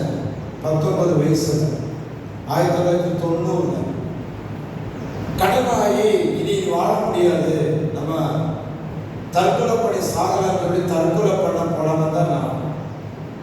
என்னுடைய நண்பர் ஒருத்தர் மூலம் தான் இயேசுவை ஏற்றுக்கொண்டேன். இயேசுவை தேடும் போது கோயம்புத்தூர்ல காந்தி பார்க்ல இருந்து காந்திபுரம் தான் போனேன். எங்க சர்ச்சு, எனக்கு உண்டான சர்ச்சு. அன்னைக்கு 7ஆம் நம்பர் பஸ்ஸில் 75 பைசா. நான் ரட்சிக்கப்பட்ட காலத்தில் 1995 சாரி 90 சொன்னேனோ, 95 காந்தி பார்க்லேருந்து காந்திபுரம் வரைக்கும் 7ஆம் நம்பர் பஸ்ஸில் 75 பைசா தான். அந்த 75 பைசா இல்லாம எத்தனையோ ஞாயிற்றுக்கிழமை சர்ச்சுக்கு நடந்து வந்து நடந்து போயிருக்கேன். இயேசுவை தேடும் போது தேவை இல்லை. ஆனா துன்மார்க்கமா ஜீவிக்கும் போது, துன்மார்க்கம்னா குடிச்சு வெறிச்சல இயேசுவை அறியாம இந்த சினிமா பார்த்துட்டு அப்படி பார்த்துட்டு அப்ப கையில நிறைய இருந்துச்சு. இப்ப இல்லை. ஆனா கர்த்தருடைய கிருபையில சொல்ல வர என்ன அப்படியே ஆண்டவர் வச்சுட்டாங்க. கர்த்தருடைய சூழ்நிலை மாத்திட்டார். ஆமென். எல்லா கடனை அடைக்க உதவி செய்தார். 1.5 லட்சம் ரூபாய் கடன் எல்லாருக்கும் கொடுக்க உதவி செய்தார். 121 சங்கீதம் 1-2 வசனத்தின் படி எனக்கு ஒத்தாசை வரும் பர்வதங்களுக்கு நேராக என் கண்களை ஏறெடுத்தேன். வானத்தை பூமி உண்டாக்கின கர்த்தரிடத்திலிருந்து ஒத்தாசை வந்தது. தேவன் உதவி செய்தார். ஆகாய 2:8 படி வெள்ளியும் பொன்னும் அவருடைய. பல விதமான வேலைக்கு போனேன். 2000 தான் ஆண்டவர் இந்த ஊழியத்துக்கு அழைச்சார். வா ஊழியத்துக்கு வா, முடிஞ்ச ஊழியத்துக்கு வான்னு. இப்போ ஊழியம் செய்தா வேலைக்கு போக முடியாது, வேலை செஞ்சா ஊழியத்துக்கு போக முடியாது. அப்போ ஊழியம் பாதிக்க கூடாதுன்றதுக்காகவே அதுக்கு தகுந்த மாதிரி ஒரு வேலையை தேர்ந்தெடுத்தேன். நான் ஹோட்டல்ல வேலை செய்திருக்கிறேன். பிறகு சாப்பிட்ட எச்சியல் எடுத்து போட்டிருக்கிறேன். மார்க்கெட்டிங் பண்ணியிருக்கிறேன். இந்த டிவி கவர், ரிமோட் கவர் வித்திருக்கிறேன். தக்காளி கொண்டு வர அந்த பெட்டி அடிக்க போன ஒரு பெட்டி அடிச்சு 50 பைசா தருவாங்க. ஊழியத்தின் நிமித்தம் எல்லா வேலைக்கும் போயிருக்கு. சோம்பேறிகளை தான் கர்த்தர் ஆசீர்வதிக்க மாட்டார். பொய் சொல்லக்கூடாது, திருடக்கூடாது, வஞ்சிக்க கூடாது, ஏமாற்றக்கூடாது. இதை தவிர வேற எந்த நியாயமான எந்த வேலையும் செய்யலாம். ஆமென். 2 தெசலோனிக்கர் 3ஆம் அதிகாரம் 8-10 முடிய வாசிச்சு பாருங்க. வேலை செய்யாதவன் சாப்பிடாம இருக்க கடவுள். 3 வேளை சாப்பிடணும்ல, சென்னை ஸ்டைல் சொல்ல துண்டுக்கணும்ல. சரியா? அது எந்த லாங்குவேஜ்னே தெரியல எனக்கு. துணின்னு சொல்றாங்க, சாப்பிட்டு சொல்றாங்க. துணி யாரு கேட்கிறாங்க, என்ன வார்த்தை இதெல்லாம்? மரியாதையே கிடையாது. சரி, எங்க ஒரு படி சொல்றாங்க சாப்பிடணும்ல. பவுல் சொல்றாரு வேலை செய்யலன்னா சாப்பிடாது. இப்போ வேலை செய்ய சாப்பிடணும், பசிக்குது, அதுக்கு தகுந்த மாதிரி அந்த வேலை செய்யுது. கொஞ்சம் கொஞ்சமா கடன் அடைச்சு. ஆமென். சொல்லுங்க ஆமென். ஹல்லேலூயா. ஆமென். கர்த்தர் என்ன சொல்றாரு பாருங்க. உபாகமம் 14-14ஆம் அதிகாரத்தில் வாசிச்சீங்கன்னா, நீ கைட்டு செய்யும் வேலையெல்லாம் 14:29 நினைக்கிறேன். நீ கைட்டு செய்யும் வேலையெல்லாம் உன் தேவனை கர்த்தர் உனக்கு சொன்னபடியே உன்னை ஆசீர்வதிப்பார். ஆமென். ஹalleluya. அப்போ மூணாவது சம்பாதிங்க. எனக்கும் என் மனைவிக்கு என்கேஜ்மெண்ட் நிச்சயதார்த்தம் முடிஞ்சது. எப்படி முடிச்சது தெரியுமா? 3 ரூபாய் முடிச்சிட்டேன். 30,000 இல்லை, 30 ரூபா. இன்னைக்கு நம்மளுக்கு என்கேஜ்மெண்ட் அதுவே ஒரு கல்யாணம் மாதிரி பண்ணிடுறாங்க. 2 லட்சம் 3 லட்சம் செலவு பண்ணி 10 பேரை கூப்பிட்டேன். அழகா ஒரு டவுன் பஸ்ல ஒரு ஆளுக்கு 3 ரூபா டிக்கெட்டு 10 பேருக்கு டவுன் பஸ்ல ஏற்றி கூட்டிட்டு போனேன். ஆனா அந்த 10 பேர் எனக்கு கோஆபரேட் பண்ணாங்க. பரவாயில்ல பிரதர், நாங்கள் வந்துடுறோம். நிச்சயதார்த்தத்தில் என் மனைவி வீட்டார்கள் சொன்னாங்க, நீங்க எதையும் வாங்கிட்டு வராதீங்க. நான் சொன்னேன், கடைசிக்கு நெல்லை லாலா ஸ்வீட் கடையில் ஒரு அங்கிள் ஸ்வீட் வேணும், எதுவும் வாங்க வேண்டாம், கைவீசி வாங்க வேண்டாம். ரொம்ப சந்தோஷம். ஆமென். வெறும் 30 ரூபாய் என்னுடைய என்கேஜ்மெண்ட் கர்த்தர் முடிச்சு கொடுத்தாரு. ஆமென். இப்போ அப்படி பண்ண முடியுமா? 3 10 ரூபாய் எங்கள் அம்மா காலையில் சாப்பாடு தருவார், மத்தியானம் சாப்பாடு தருவார், நைட்டுக்கு தருவார். நான் ஸ்கூல் படிக்கிற காலத்தில். இப்போ ஒரு டீ குடிக்கிறேன்னா 50 ரூபா வேணும். காலையில் பால், அரை கிளாஸ்க்கா ஒரு டீ தூள். குறைஞ்சது 50 ரூபா தான் ஒரு டீ குடிக்கலாம் இல்லையா? அடுத்த ஒரு சாப்பாடு இன்னைக்கு 120 ரூபா ஆயிடுச்சு. இன்னும் நான் 100 ரூபாய்க்கு தான் வேலை செய்வேன். இப்படி சாப்பிடுறது. அப்ப யோசிக்கணும். காலம் மாறுது. தேர்தல் வரைக்கும் தான் வெயிட்டிங். நீ எலெக்ஷன் முடிஞ்சா எல்லாம் ஏறும். 910 ரூபா இருந்த கேஸ் இன்னைக்கு 900 எவ்வளோ? 980 50 ஒன்று வந்திருக்கு. ஆண்டுகிட்ட கேட்கணும். கேட்கிறவன் எவனோ அப்ப கேளாத. அந்த வசனம் எங்க இருக்கு? கேட்கிறவனை எவனும் பெற்றுக்கொள்வான். எங்க இருக்கு அந்த வசனம்? பைபிள் இருக்குல்ல, கர்த்தருடைய வேதத்தில் இருக்கு. மத்தேயு 7:8. ஆமென். கேட்கிறவன் எவனும் பெற்றுக்கொள்வான். அப்ப கேட்காதவனுக்கு கிடைக்காது. அழுகிற குழந்தைங்க பாரு, அழாத குழந்தை அதையே டிஸ்டர்ப் பண்ண தூங்குதுலாம் விட்டுரும். அப்ப ஆண்டவர்கிட்ட கேட்கணும். யோவான்ல வாசிக்கிற பர்வத்தை பலவந்தம் பண்ணுகிறவர்கள் அதை பிடித்துக் கொள்வார். ஆண்டவர்கிட்ட போய் கேளுங்க. ஆதியாகமம் 32 26, 27, 28 யாக்கோபு சொல்றார், என்னை ஆசீர்வதிச்சால் ஒளிய உம்மை போக விட மாட்டேன். ஆமென். ஹalleluya. ஆதியாகமம் 26:12 ஈசாக்கு விதைத்தான், கர்த்தர் 100 மடங்கு பலன் கொடுத்தான். 10 வருஷம் கழிச்சு. அப்படியா? 10 வருஷம் கழிச்சா கொடுத்தாரு. அந்த வருஷத்திலே ஆசீர்வதித்தார். இயேசு எப்படிப்பட்டவரா? எபிரேயர் 13:8 சொல்லுது, நேற்றும் இன்றும் என்றும். ஆமென். மல்கியா 3:6 சொல்லுது, நான் கர்த்தர், நான் மாறாதவர். ஆகையால் யாக்கோபின் புத்திரர்களாகிய நீங்கள் நிர்மூலமாக. ஆண்டவர் சொல்றார், கேளு. ஒரு சூழ்நிலை பார்த்த எல்லாம் முடியும். ஆனா நீ கேட்டா. ஆமென். ஹalleluya. நீங்க கேட்கணும். இந்த டெய்லி 100 ரூபாய் வச்செல்லாம் நடத்த முடியாது. இப்ப நான் சொல்றேன் பாருங்க, நான் இருக்கிற வீடு வாடகை வீடு தான். மாசம் 10,000 ரூபாய் கொடுக்கணும். என்னுடைய 3 பிள்ளைங்க, பெரிய பையன் காலேஜ் படிக்கிறான். வருஷத்துக்கு 1,08,000 ரூபாய் காலேஜ் ஃபீஸ் கட்டணும். 2வது மகன் சிஎஸ்சி ஸ்கூல் தான் படிக்கிறான். வருஷத்துக்கு 40,000 ரூபாய் ஸ்கூல் ஃபீஸ் கட்டணும்.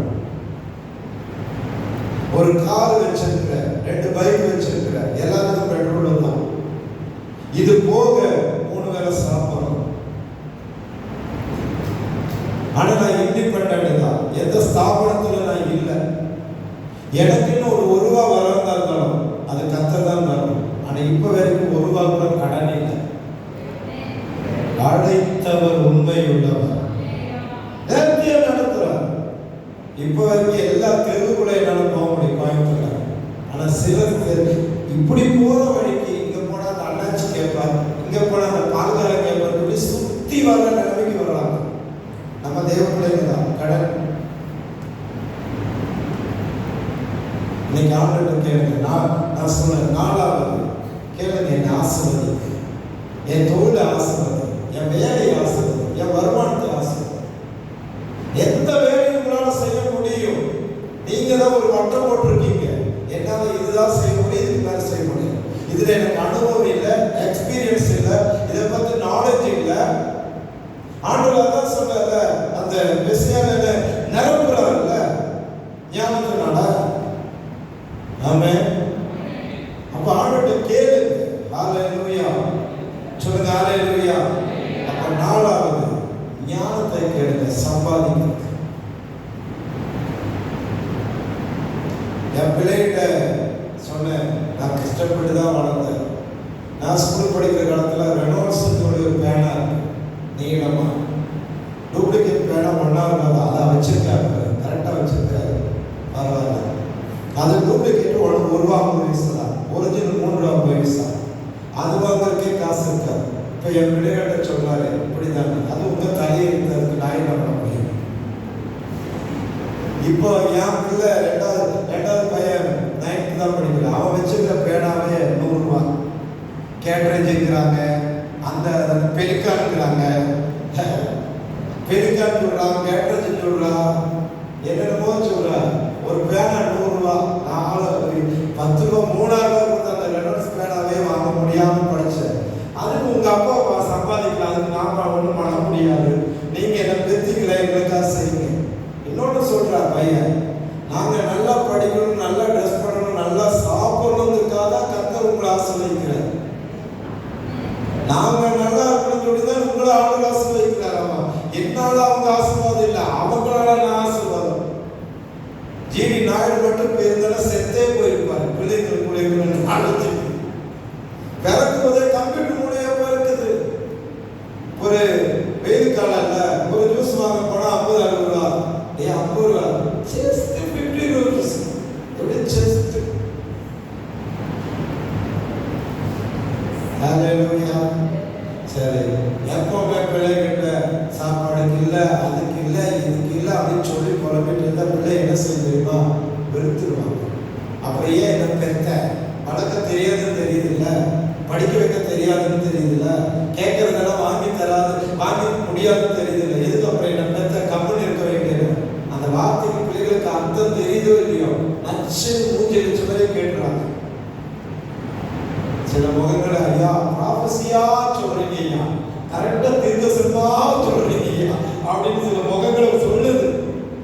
அகத்துல அளவு முகத்துல தெரியல, உள்ளத்துல இருக்கிறது முகத்துல தெரியுது. அப்ப இந்த சூழ்நிலை மாத்தணும்னா நீங்கள் ஆசீர்வாதமா இருக்கணும்.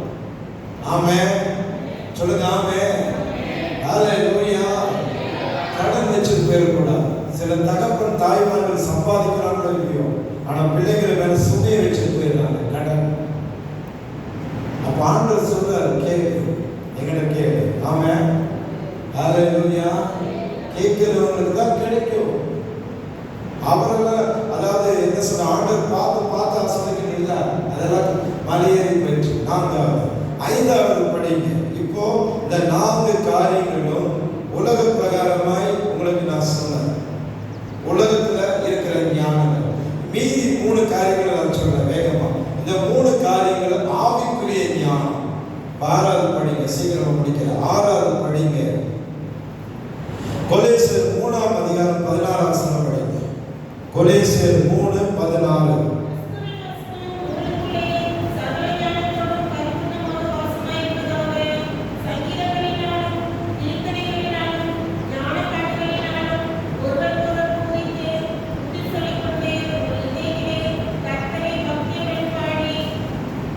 ஆமென். கிறிஸ்துவின் வசனம் உங்களுக்குள்ள என்னவா இருக்கு? சகல ஞானத்தினால் கிறிஸ்துவின் வசனம். ஆமென்.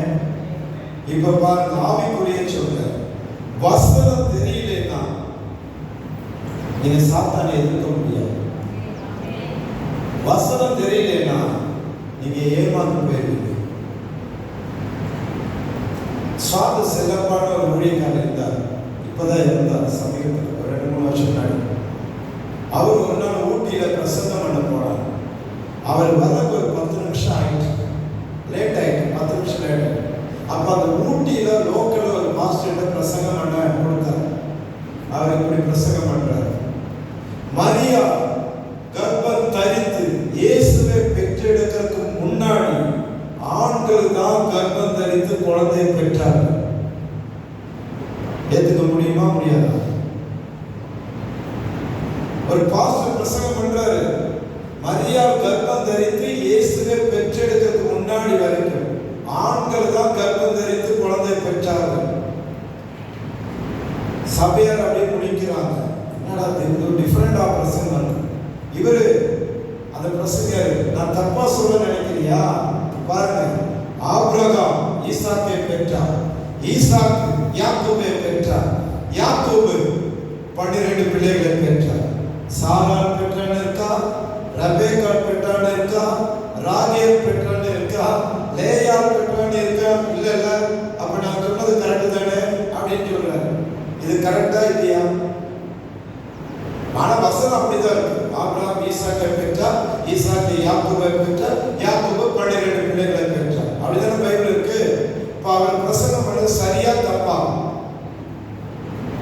எப்படி தப்புன்னு சொல்ல வரீங்க? வசனத்தை தான் சொல்றாரு. எப்படி? என்னமா யார் சொல்றீங்க? தப்பா ரைட்டா? ராங் தானே? காமன் சென்ஸ் இல்ல. என்ன தெரியுமா?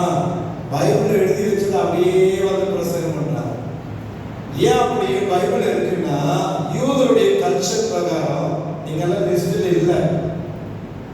அதனாலதான் நம்ம கவர்மெண்ட் கொஞ்ச நாளைக்கு கல்யாணம் முடிஞ்சு போன பெண்களுக்கு அதோட முடிஞ்சது அப்பா சொத்து இல்லைன்னு.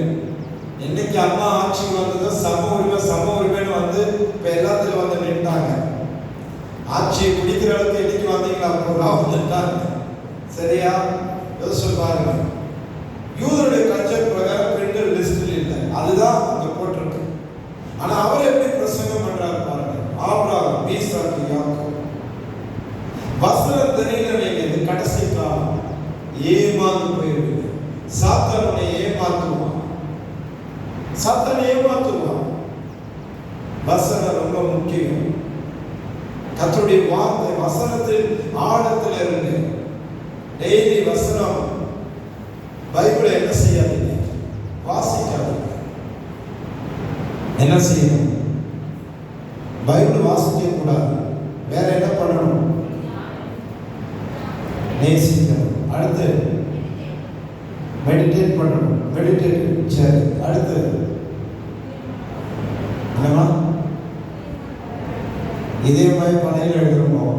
எந்த ஆசிரியர் உங்களுக்கு பலகை வச்சாரு தெரியல. எல்லாருக்கும் எழுதி கொடுத்தாரா? அந்த அம்மாவுக்கு மட்டும் கத்தர் தேக்கு மரத்தில் பலகை செஞ்சாலும் தெரியல.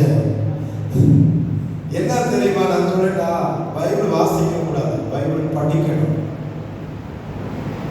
வாசிக்கிறது படிக்கிறது ஒண்ணா? வாசிக்கிறது படிக்கிறது ஒண்ணா தப்பா? ரெண்டுக்கு மீனிங் தனித்தனி இருக்கா இல்லையா? நான் மலையாளத்துக்காரன், நான் தமிழ் படிக்கிறதுக்கு எந்த முயற்சி எடுக்கல. ஒரு வாய்ப்பாடம் வாங்கி ஒரு டியூஷனுக்கு போயோ இல்ல தமிழ் ஸ்கூல் போயிட்டு தான் தமிழ் நான் ஒரே உங்களை மாதிரி கத்துக்கல. விசுவாசத்துல தமிழ் பைபிள் வாங்கினேன். ஆதியாகமம் தொட்டு வெளிப்படுத்துற விசேஷம் வரைக்கும் 25 தடவை இந்த பைபிள் தரவா படிச்சு முடிச்சிட்டேன் தமிழ்ல. பழைய ஏற்பாடு 39, புதிய ஏற்பாடு 27, மொத்தம் 66 புஸ்தகம் ஆதியாகமம் தொட்டு வெளிப்படுத்துற விசேஷத்துக்கு தரவா தமிழ்ல படிச்சிட்டேன். அதனால தமிழ் இலக்கணம் எனக்கு தெரியாது. பைபிள் வாசிக்கிறது படிக்கிறது ஒண்ணா தப்பா? வாசிக்கிறதுனா என்ன, படிக்கிறதுனா என்ன? நீ படிக்கிறியா படிச்சிட்டியா? சொல்லு. வாசிக்கிறதுனா என்ன, படிக்கிறதுனா என்ன? இல்லையா? படிக்கிறது ஒண்ணு படிக்கணும். சரி, வாசிக்கிறதுனா என்ன?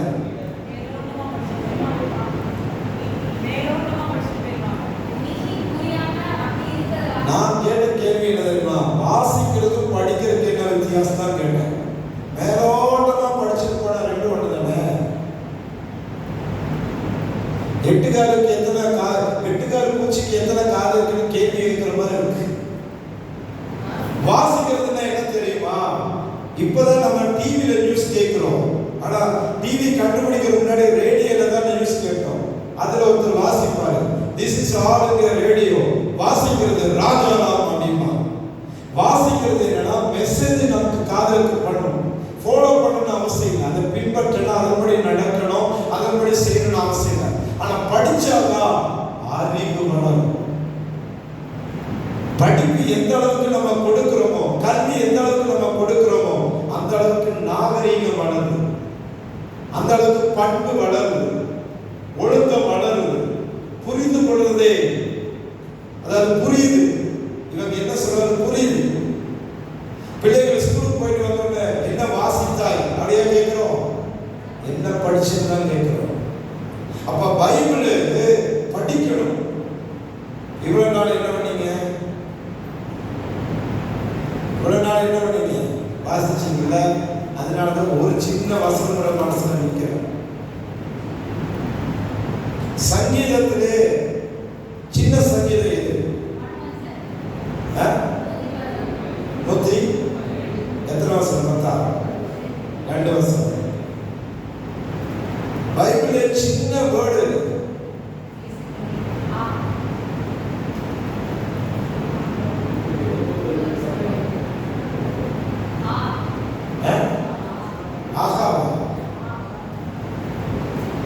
யோவான் 11ஆம் அதிகாரத்தில் இயேசு கண்ணீர் விட்டார், அவ்வளவுதான்.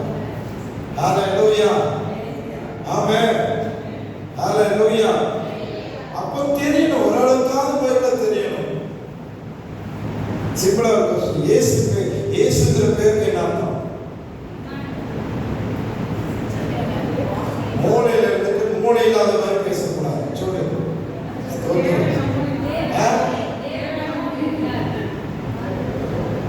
நான் இப்பதான் சொன்னேன், மூளையில இருந்து மூளை இல்லாத மாதிரி பேசக்கூடாது. சொல்லு. இயேசுங்கிற பேருக்கு என்ன? மத்தேயு 1ஆம் அதிகாரம் 21 வசனம் சொல்லுது, ஏனெனில் தம்முடைய ஜனங்களுடைய பாவங்களை நீக்கி ரட்சிக்கிறவர். இம்மானுவேல்ங்கிற பேருக்கு தான் தேவன் நம்மோடு இருக்கிறதுக்கு அர்த்தம். நீங்க தமிழா மலையாளத்துக்காரனா? உலகத்திலே பழமையான மொழி தமிழ் தான். தமிழ்ல இருந்து தான் மலையாளம் பிரிஞ்சு போனது, தெரியுமா?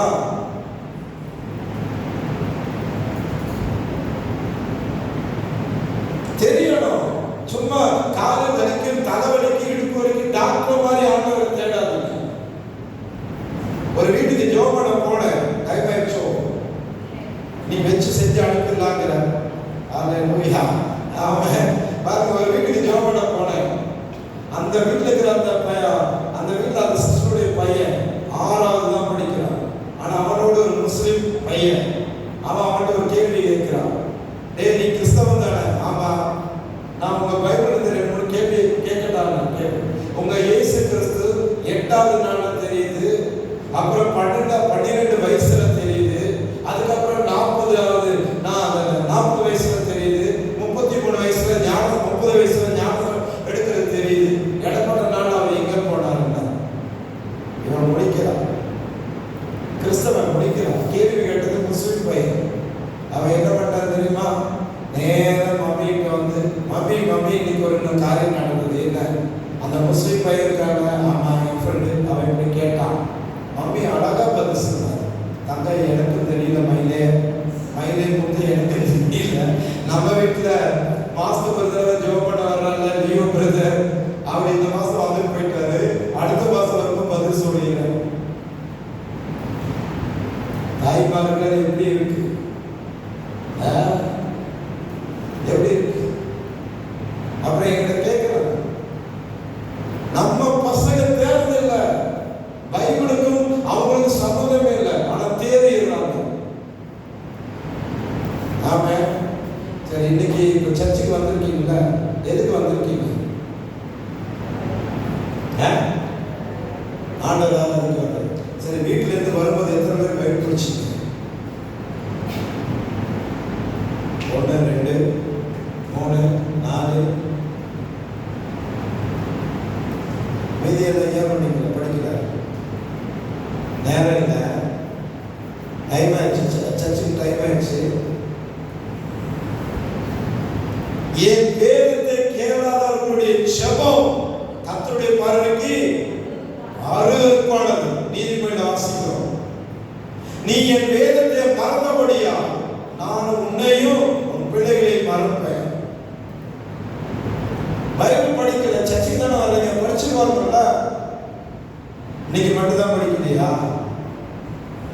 யாருக்கு தெரியும்? தேவனுக்கு தான் தெரியும். எத்தனை நாள் பைபிள் திறந்துட்டு ஒரு வீட்டில் ஒரு அம்மா கிட்ட போய் பைபிள் எடுத்துட்டு வாங்கன்னா, ஏன் பைபிள் ஆதியாகம் 1 இருக்கு, அவங்க பைபிள் ஆதியாகம் 5 தான் இருக்கு, 4 அதிகாரம் காணும். கேட்டாலே என்ன சொல்ல, படிச்சு கிழிச்சுட்டேன்.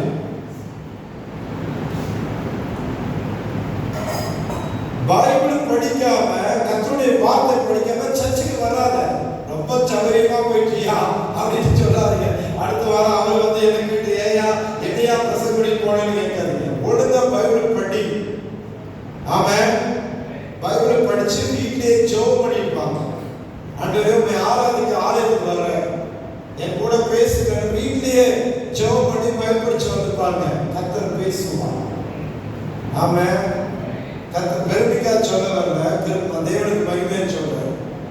நான் வீட்டிலிருந்து புறப்படும் போதே என் மனைவிக்கு சொல்லுவேன், இன்னைக்கு சர்ச்சை இந்த தலைப்பு தான் பிரசங்கம், இந்த வசனம் தான் வரும். என் மனைவிக்கு எனக்கு பெற்று இருக்கும், பார்க்கலாமா அப்படின்னு என் மனைவி எங்கிட்ட பெற்று கட்டுவாங்க. நான் தான் ஜெயிப்பதற்காக தைரியமா 500 கட்டுவேன். என்ன சொன்னவர் போய் சொல்லாதல்ல. ஹல்லேலூயா.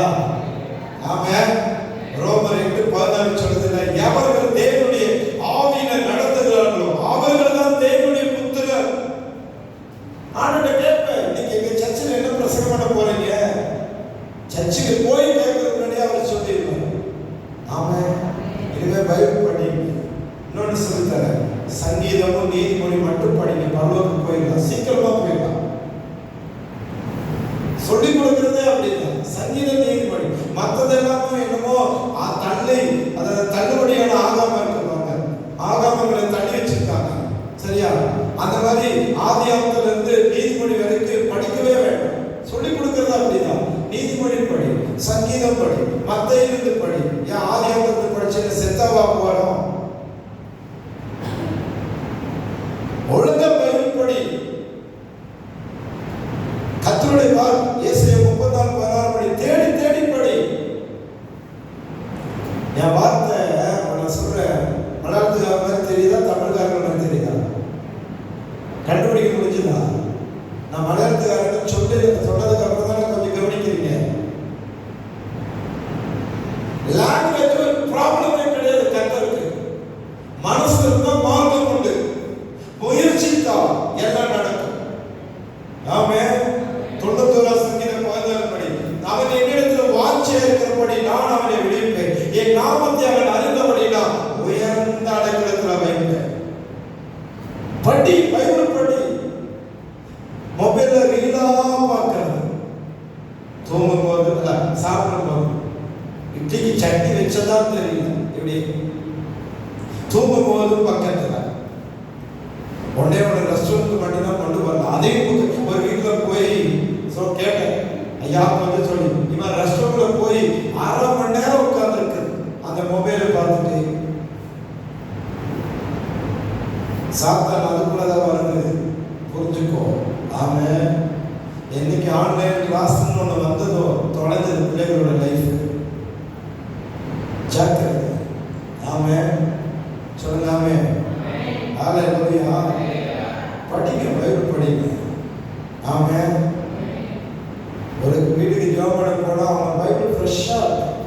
அந்த பைபிள் சைடில் அந்த கில்டல் இருக்குல்ல, அது அப்படியே இருக்கு. நாங்கள் எப்படிமா இவ்வளோ நீட்டாக மெயின்டைன் பண்ணுற அப்படின்னா, அந்த பிள்ளை சொல்லுது, அங்கே கல்யாணத்துக்கு நாங்கள் 2 பேரும் ஒருத்தருக்கு மாற்றுனது, அதை வாங்கி அப்படியே ஷோகேஸில் வச்ச பின் எப்படி இருக்கும்? திறக்கிறதே இல்லை.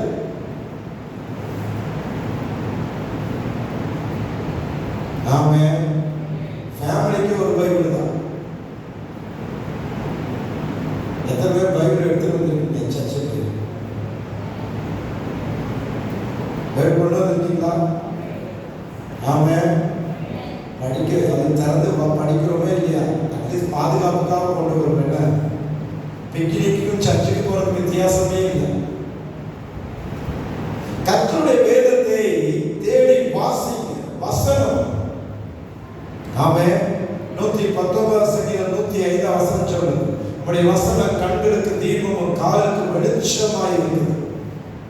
ஆமென். வசனத்தை தேடி தேடி படிங்க, மனப்பாடம் பண்ணுங்க. ஆமென். ஹalleluya. வசனத்தை சொல்லிக் கொடுங்க. ஃபேமிலி பிரேயர் உண்டா? அடுத்த ஆப்புக்கு வந்துட்டீங்க. குடும்ப ஜெபம் உண்டா? நீங்க பண்றீங்களா? குடும்ப ஜெபம் பண்ணுவோம், பண்றீங்க. சரி, ஓகே. ஹalleluya. குடும்ப தலைவர்கள் அந்த குடும்ப ஜெபத்தில் உட்காருவீங்களா? உட்காருங்க. ஒரு நாள் நீங்க நடத்துவீங்களா? இல்ல 31 நாள் வீட்டில் தான் நடத்துறாங்களா? நீங்க நடத்துவீங்க, மாறி மாறி நடத்துவீங்களா? Very good, super. Amen. Hallelujah. பெரும்பாலும் அவர்கள் புருஷனுடைய மனைவியோட ஜெபத்தில் தான் வண்டி ஓட்டிட்டு இருக்காங்க. அதெல்லாம் மாறும். ஆமென் சொல்லுங்க. ஆமென். ஹalleluya. சரி, 5வது 6வது சொல்றேன். 6வது படிங்க. யாக்கோபு 3ஆம் அதிகாரம் 17 வசனம் படிங்க. நான் முடிக்கிறேன். யாக்கோபு 3ஆம் அதிகாரம் 17. வா.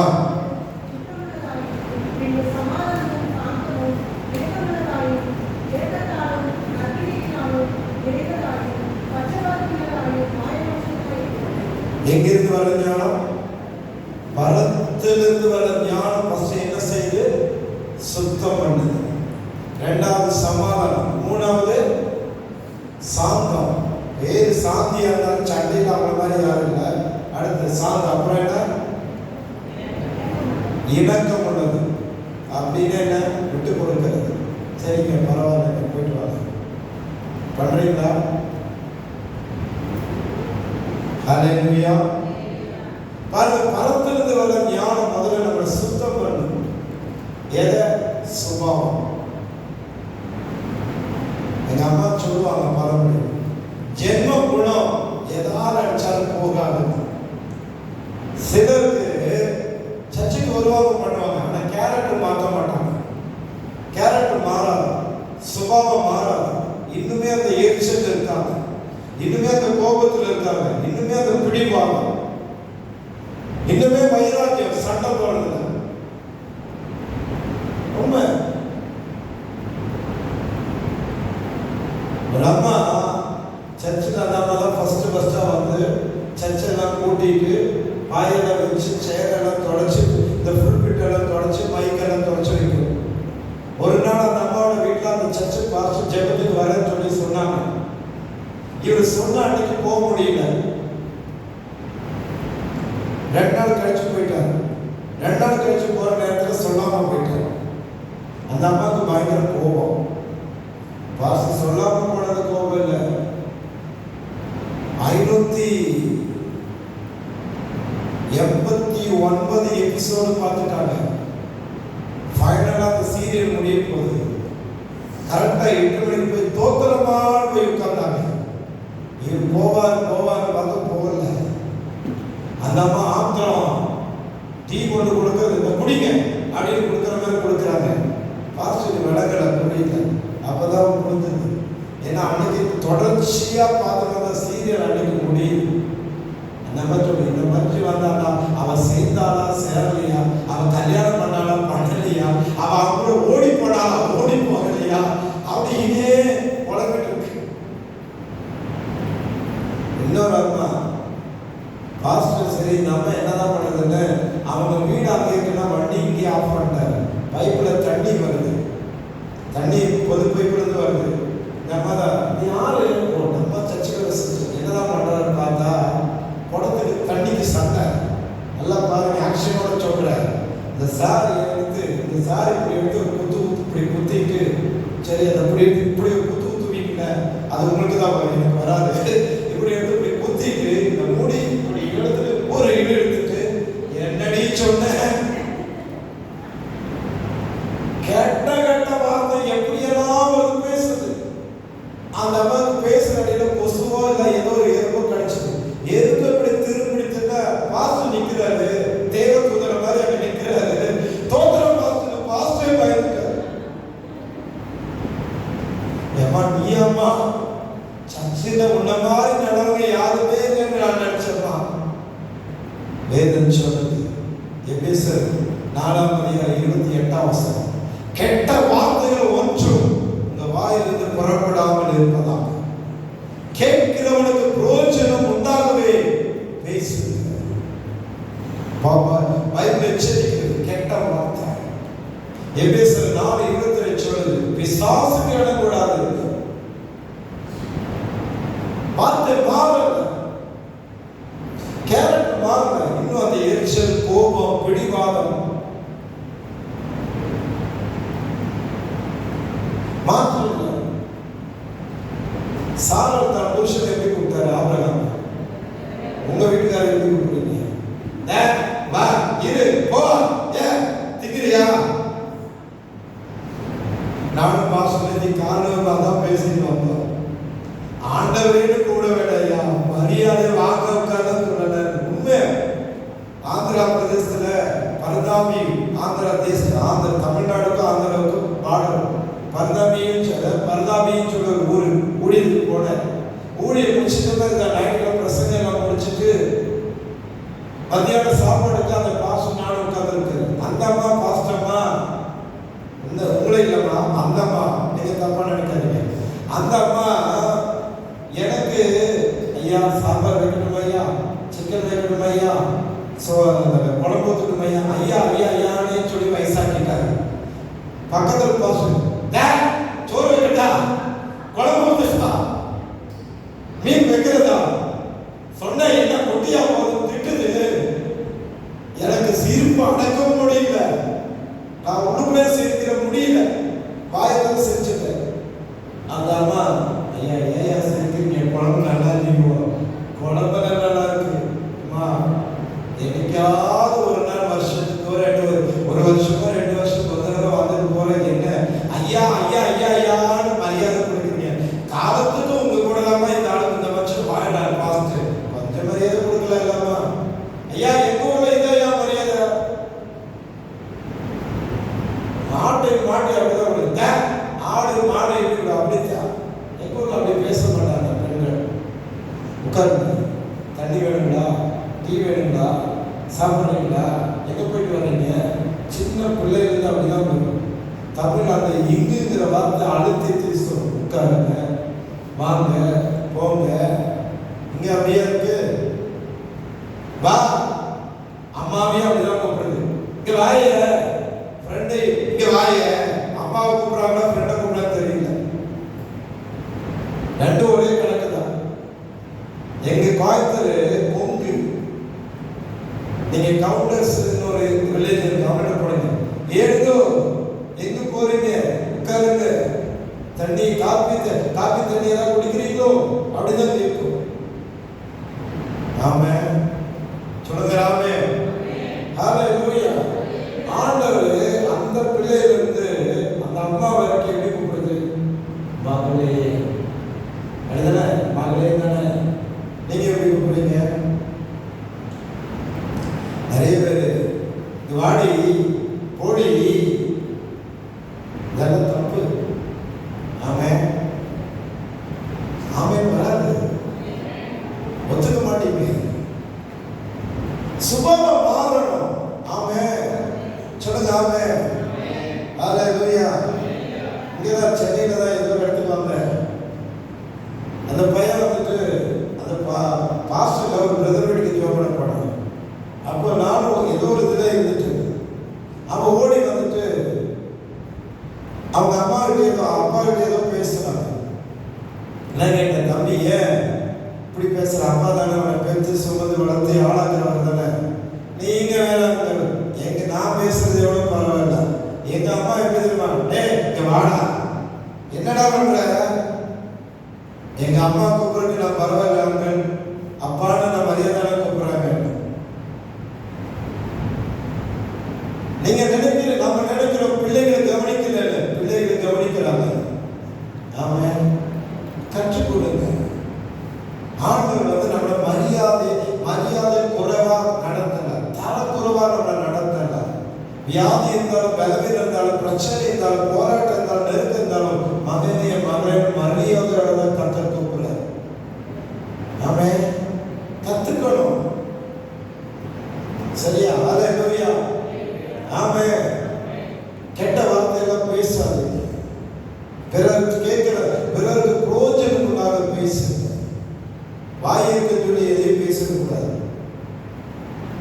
மத்தேயு 12:37 சொல்லுது, 36-37 மனுஷன் பேசுற வீணான வார்த்தைகளை குறித்து நியாயத்திற்கு நாள கணக்கு வைக்கணும். 36 நீங்க பேசுற ஒவ்வொரு வார்த்தையும் பரலோகத்துல கணக்கு வைக்குது. ஒரு நாளைக்கு காலையில எந்திரிச்சையிலிருந்து திரும்பி நம்ம போய் படுக்கிற வரைக்கும் எத்தனை வார்த்தை பேசுறீங்களோ அத்தனை பரலோகத்துல எழுதப்பட்டிருக்கு. கணக்கு வார்த்தைகளுக்கு. அது போகதான் நம்ம வாழ்ந்த வாழ்க்கைக்கு கணக்கு. அது போகதான் நம்ம செய்த ஊழியத்துக்கு. அது போகதான் நம்முடைய குடும்ப ஜீவியத்துக்கு. பரலோகத்துக்கு இயேசுவை விசுவாசிச்சா மட்டும் போகாது. எல்லா சர்க்கலந்து மனைவிங்கிற கேட்டகரி இருப்பாங்க. ஒரு மனைவி எப்படி இருக்கணும் அதுபடி, ஒரு புருஷன் எப்படி அதன்படி, சாட்சி, ஒழுக்கம், கிரமம், ஜெபம், வேதத்தை படிக்கிறது, ஊழியம், இப்படி எல்லா சர்க்கிளும் கரெக்டா இருந்தா மட்டும்தான் பரலோகம் போக முடியும். இயேசுவை விசுவாசிக்கிறனால போக முடியாது. ஆமென் சொல்லுங்க. ஆமென்.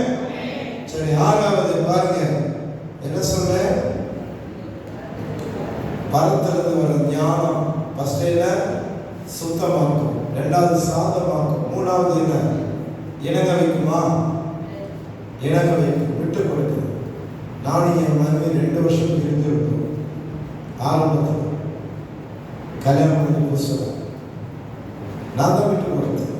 இறங்கி போய் பொறுமையாக பேசி சமாதானம் பண்ணி மறுபடியும் நாங்கள் 2 பேரும் இணைந்தோம். இன்னைக்கு கல்யாணம் முடிஞ்சு கர்த்தருடைய கிருபையில 22 வருஷம் ஆயிடுச்சு. இன்னைக்கு 2ஆம் தேதி கல்யாணம் பண்றாங்க, 7ஆம் தேதி கோர்ட்ல இருக்காங்க. உனக்கு எனக்கு செட்டே ஆகாது. ஆனா கல்யாணத்துக்கு இவன் தானா? ஆமையா தரிசனத்துல அப்படியே மனமாளமாய் காட்டினாங்க. கல்யாணத்துக்கு அப்புறம் பார்த்தா அது பிசாசு மாதிரி தெரியுது. இன்னைக்கு டைவர்ஸ் அதிகமா நடக்குது. எங்க நடக்குதுங்க? ஹிந்துலையா, முஸ்லிம்ஸ்லையா, கிறிஸ்தவ வட்டாரத்துல அதிகமா டைவர்ஸ், விவாகரத்து. அப்படி விவாதம் பண்ணிட்டு இன்னொரு கல்யாணம் பண்ணிக்கிறாங்க. 1 கொரிந்தியர் 7ஆம் அதிகாரம் சொல்லுது, மனைவியானவர் தன் புருஷனை விட்டு பிரிந்து போனா வேறொரு விவாகம் பண்ணாமல் இருக்க கடவுள். புருஷன் உயிரோடு இருக்கும்போது இன்னொரு கல்யாணம் பண்ண அவன் விபச்சாரம் பண்றான். அப்படியே புருஷன் பவுல் எச்சரிக்கிறார். கணவன் உயிரோடு இருக்கும்போது மனைவி இன்னொரு கல்யாணம் பண்ணா விபச்சாரம். மனைவி உயிரோடு இருக்கும்போது இன்னொரு புருஷன் இன்னொரு கல்யாணம் பண்ண விபச்சாரம். இன்னைக்கு சபையில பண்ணி வைக்கிறாங்க. சபையிலே பொண்ணை பார்த்துட்டு 2வது கல்யாணம் பண்ணி வைக்கிறாங்க. மாப்பிள்ளைக்கு எப்படி பண்ணலாம் போகுதுன்னு தெரியல. ஆண்டவர் அருவருக்கிறதுலே 2 பாவம், கர்த்தரால சகித்துக் கொள்ள முடியாத 2 பாவம். ஒன்று விக்கிரக ஆராதனை, இன்னொன்று வேசித்தனம். இது 2ம் கர்த்தரால சகித்துக் கொள்ள முடியாது. இது 2ஐயும் ஆண்டவர் ஏற்றுக்கொள்ள முடியாது. 1 தீமோத்தேயு 1:15 பவுல் சொல்றார், பாவிகளை ரட்சிக்கும்படி கிறிஸ்து இயேசு உலகத்துல வந்தார். பாவியின் பிரதான பாவி நான் என்று சொல்றார். ஆனா யோவான் 9:31 பாவிகளுக்கு தேவன் செவி கொடுப்பதில்லை. 2 வசனம் முரண்படுது. பவுல் அங்க சொல்றாரு, பாவிகளை ரட்சிக்கிறதுக்காக இயேசு வந்தார். ஆனா யோவான் 9:31 பாவிகளுக்கு தேவன் செவி கொடுப்பதில்லை. என்ன வித்தியாசம்? இது பாவம் அப்படின்னு தெரிஞ்ச பிறகும், இது பாவம்னு தெரிஞ்ச பிறகும் சில துணிகரமா பண்றாங்க. பல்லது போக முடியாது. பாவம் செய்யற ஆத்மா எல்லாம் சாகும். ரோமர் 6:23 சொல்லுது, பாவத்தின் சம்பளம் மரணம். எசேக்கியேல் 33:18 சொல்லுது, துன்மார்க்கனை பார்த்து சாகவே சாவேன் என்று சொல்லுது. நான் யாருக்கு அட்வைஸ் பண்ணாலும் வசனத்தை வச்சுதான் அட்வைஸ் பண்ணுவேன். ஆமென் சொல்லுங்க. ஆமென். ஹல்லேலூயா. என்னால கடைசியா சொல்றேன், பக்தி விருத்திக்கு எதிரான வார்த்தைகளை பேசுங்க. சாந்தமாய் இருங்க. பீலாத்துக்கு முன்னாடி இயேசு நிற்கிறார். பீலாத்து ஆண்டவர்கிட்ட கேட்கிறார், இவர்கள் உன் மேல கூட குற்றச்சாட்டுகள் வைக்கிறார்களே, உன்னை விடுவிக்க எனக்கு அதிகாரம் சொல்லுங்க. இயேசு சொல்ற, பரத்திலிருந்து ஒருவனுக்கு அதிகாரம் கொடுத்தால் ஒருவன் விடுவிக்க முடியும். நீ யூதருக்கு ராஜா. வேற ஒன்றும் கேட்கல. இயேசு அந்த ஜனங்கள் மேல போய் சொன்னார், பாவிகளா, உங்களுக்கு விடுதலை கொடுத்த, சுகம் கொடுத்த,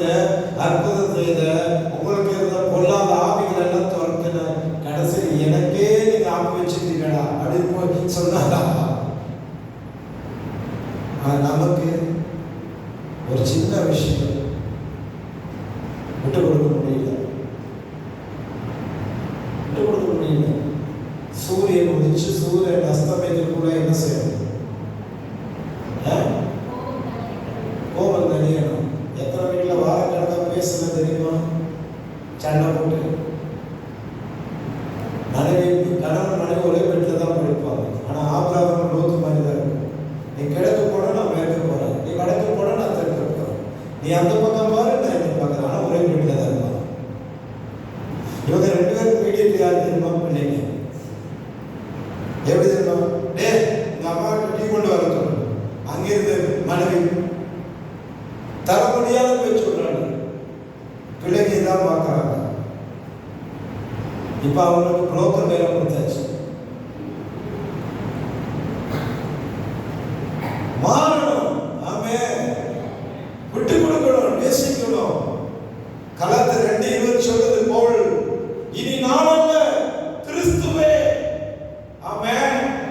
இனி நான் அல்ல, கிறிஸ்து இயேசுவே என்னைக்கு நாம் பின்பற்றணும். இனிமே கிறிஸ்து தான், அவருக்காக வாழ்கிறோம். 2 கொரிந்தியர் வாசிக்கிறோம் 11 நினைக்கிறேன். நான் கிறிஸ்துவை பின்பற்ற மாதிரி என்ன பின்பற்று, நீ பரலோகம் போயிடலாம். இன்னைக்கு நம்மளால சொல்ல முடியுமா?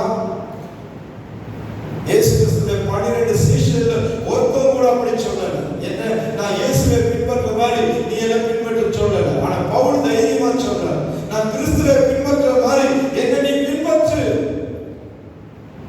ஆமென். சரி, கடைசியா பாருங்க. அப்பா எத்தனாவது பாயிண்ட்? 6வது. 7வது பாயிண்ட் படிக்க முடிக்கிறேன். தானியேல் 5ஆம் அதிகாரம் 11 வசனம் படிங்க. தானியேல் 5:11 படிங்க. அப்படி சொல்ல சீக்கிரம் வசிக்கிறீங்களா?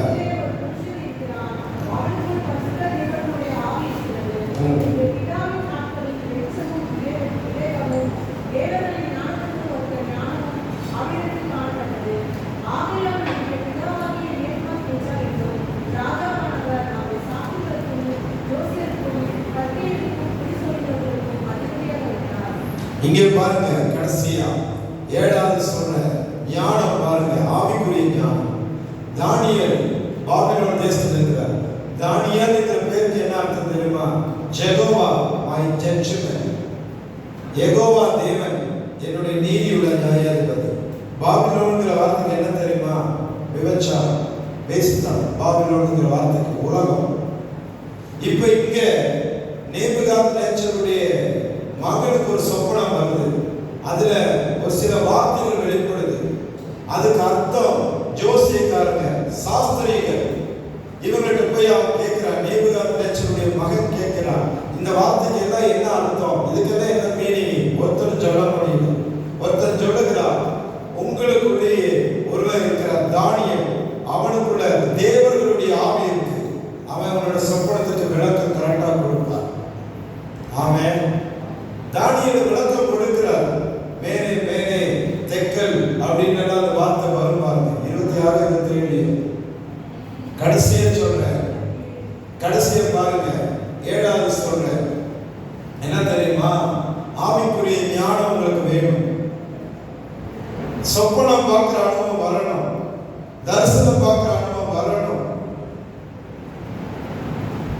ஒரு நாள் எங்க சர்ச்சில் ஞாயிற்றுக்கிழமை இதே மாதிரி ஆராதனையில ஆண்டவர் எப்படி ஆவிக்குரிய தகப்பனுக்கு சொல்ற, ஒரு சர்ச்சில் இருக்கிற திருமண வயது வந்திருக்கிற பிள்ளைகளுக்கு சொல்லு, அவங்க அவங்களுடைய திருமண வாழ்க்கைக்காக ஜெபம் பண்ணுன்னு சொன்னாங்க. அப்ப எனக்கு கல்யாணம் ஆகல, நான் வீட்டுக்கு போய் ஜெபம் பண்றேன். 3 நாள் ஒரே சொப்பனம். என் மனைவியோட பேரு, என் மனைவி எப்படி ஆண்டு தந்தா தெரியுமா? சொப்பனத்துலதான் சொப்பனாவை தந்தார். என் மனைவியோட பேர் சொப்னா, ஆனா சொப்பனத்துலதான் கர்த்தர் தந்தார். 3 நாள் சொப்பனத்துல எனக்கு காண்பித்தார்.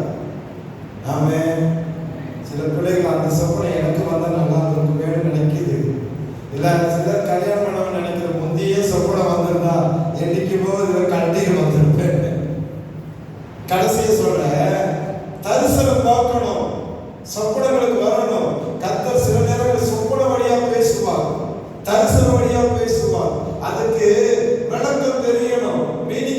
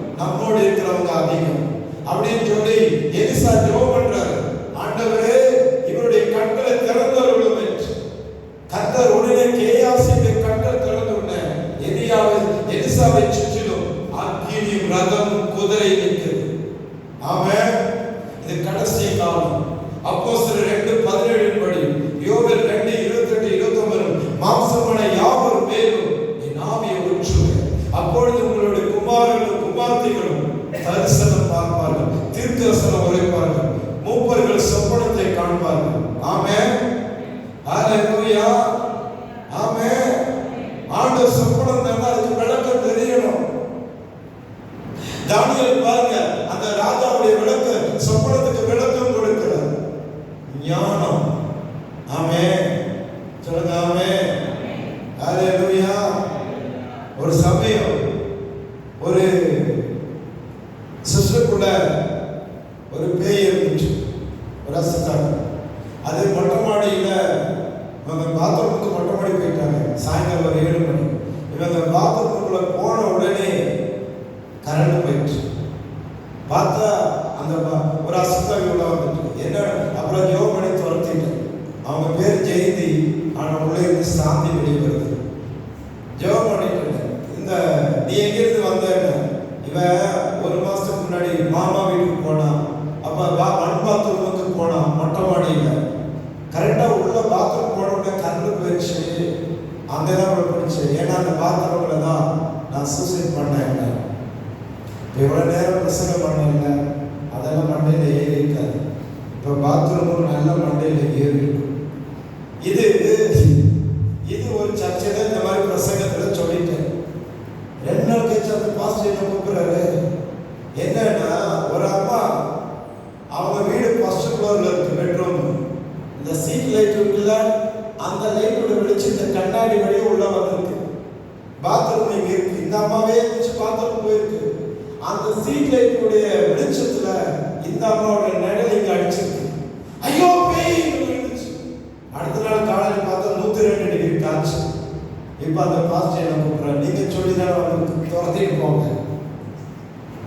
நம்மளுங்க அகண்டவன் அன்னைக்கு 2 பேயால என்ன பண்ண முடியும்? ஆமென். அப்ப 3வது 7வது சொல்ற தரிசனம் பாருங்க, சொப்பனங்களை காணுங்க, கர்த்தர் பேசுவது புரிந்து கொள்ளுங்க. ஆமென். ஹல்லேலூயா. அந்த அனுபவம் இருந்துட்டா உங்க லைஃப் பார்ட்னரை தேர்ந்தெடுக்கலாம். ஆமென். திருச்சியில் ஒரு யூத் மீட்டிங்ல பிரசங்கம் பண்ணி எங்கிட்ட ஜெபம் பண்றதுக்கு பிள்ளைங்க வரிசையா நிற்கிறாங்க, வாலிப பிள்ளைங்க. ஒரு பிள்ளை அங்கிருந்து வேகமா ஓடி வருது. முதலாளா நான் ஜெபம் பண்ணணும். அது அப்படி ஓடி வர வர வர இங்க முன்னாடி ஒரு பிள்ளைக்கு நான் சொன்னேன், நீ கிச்சன்ல போனா, சமையல் அறையில் போனா எத்தனை கண்ணாடி டம்ளர் உடையுதுன்னு சொல்லணும்னா அந்த பொண்ணு அப்படி பார்க்குறது. எங்க அம்மா எதாவது சொன்னாங்களான்னு கேட்குது. அப்படியே ஒவ்வொருத்தருக்கு ஜெபம் பண்ணிட்டு வந்தேன். சரியா, ஒரு பிள்ளைக்கு ஜெபம் பண்ணும்போது நான் சொன்னேன், உனக்கு உங்க அம்மாவுக்கு ஒரே பீராவு தானே? இல்லை அங்கே எனக்கு தனி பீராவு இருக்கு. அப்போ அந்த பீராவை ஏன் கன்றாவியா வச்சிருக்கேன்னு கேட்டேன். என் வீட்டுக்கு வந்தீங்களான்னு கேட்டுச்சு. சரி, நீ வீட்டில் வேலையெல்லாம் செய்யறியா? சரி, அவன் இன்னைக்கு காலையில் நேற்று நைட்டு சாயங்காலம் குடிச்ச டீ டம்ளர் சோபா கடியில் இருக்கிறேன், நீ டம்ளர் எடுத்து வைக்கிறேன்னு நான் சொன்னேன். அங்கே என் வீட்டில் இருக்கிற டம்ளர் உங்களுக்கு எப்படி தெரியும்? ஆண்டவர் இப்படியெல்லாம் சொல்லுவாரா? சொல்றாரு. இதெல்லாம் சொல்லிட்டு இருந்தேன்னா அந்த வேகம் ஓடி வந்த பிள்ளை என்ன அங்கேயே பிரேக் போட்டு நின்றுச்சு. சடன் பிரேக் போட்டு கொஞ்ச நேரம் கழிச்சுன்னேன். கொஞ்ச நேரம் கழிச்சு ஆண்டவர் அந்த பிள்ளையை கூப்பிட்டு வா, நீ தான் முதலாளா ஜெபம் பண்ணணும்னு சொல்லிட்டு ஓடி வந்த. ஏன் நின்றுட்டு? இல்லை அங்கே நான் வந்து எல்லா பாஸ்டும் ஜெபம் பண்ண மாதிரி தான் நீங்கள் பண்ணுவேன்னு நினைச்சேன். ஆனால் நீங்கள் எல்லாருடைய மண்டபானத்தையும் வெளியில் எடுத்து வச்சு சந்து சிரிக்க வைக்கிறீங்க. அப்போ நான் கடைசியாக ஜெபம் பண்ணலான்னு இருந்தேன். ஏன் இவங்க எல்லாரும் போனதுக்கப்புறம் கடைசியாக நான் ஜெபம் பண்ணிட்டா என் மண்டபாலம் எப்படி நீங்கள் சொல்லுவீங்க? அதை கேட்கறதுக்கு இங்கே யாரும் இருக்க மாட்டாங்க பார்த்தீங்களா அப்படின்னு. ஒரு தீர்க்க தரிசினா நீ அமெரிக்கால இருப்ப, ஆஸ்திரேலியால இருப்ப, நீ ஆடிக்காரல போவ, பெட்ஸ்டர் போவ. இதெல்லாம் தீர்க்கதரிசனம். சீர்படுத்தணும், கர்த்தர் கூட உங்களை சீர்படுத்தணும், ஸ்திரப்படுத்தணும், தேவனோட உறவாடணும், தேவனோட நடக்கணும். அதுதான் ஒரு தீர்க்கதரிசியோட வேலை. கண்டிக்கிறது. எந்த சபை கண்டிச்சு உணர்த்துதோ அங்கதான் ஒழுக்கம் இருக்கும், அங்கதான் சரியா இருக்கும்.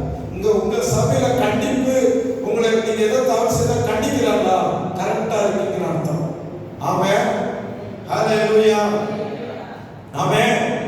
ஆனா கண்டிக்கிறாங்கன்னு சொல்லிட்டு நீங்க வெளியே போனீங்கன்னா உங்களை ஒருத்தன் துரத்துறான், சாத்தான்.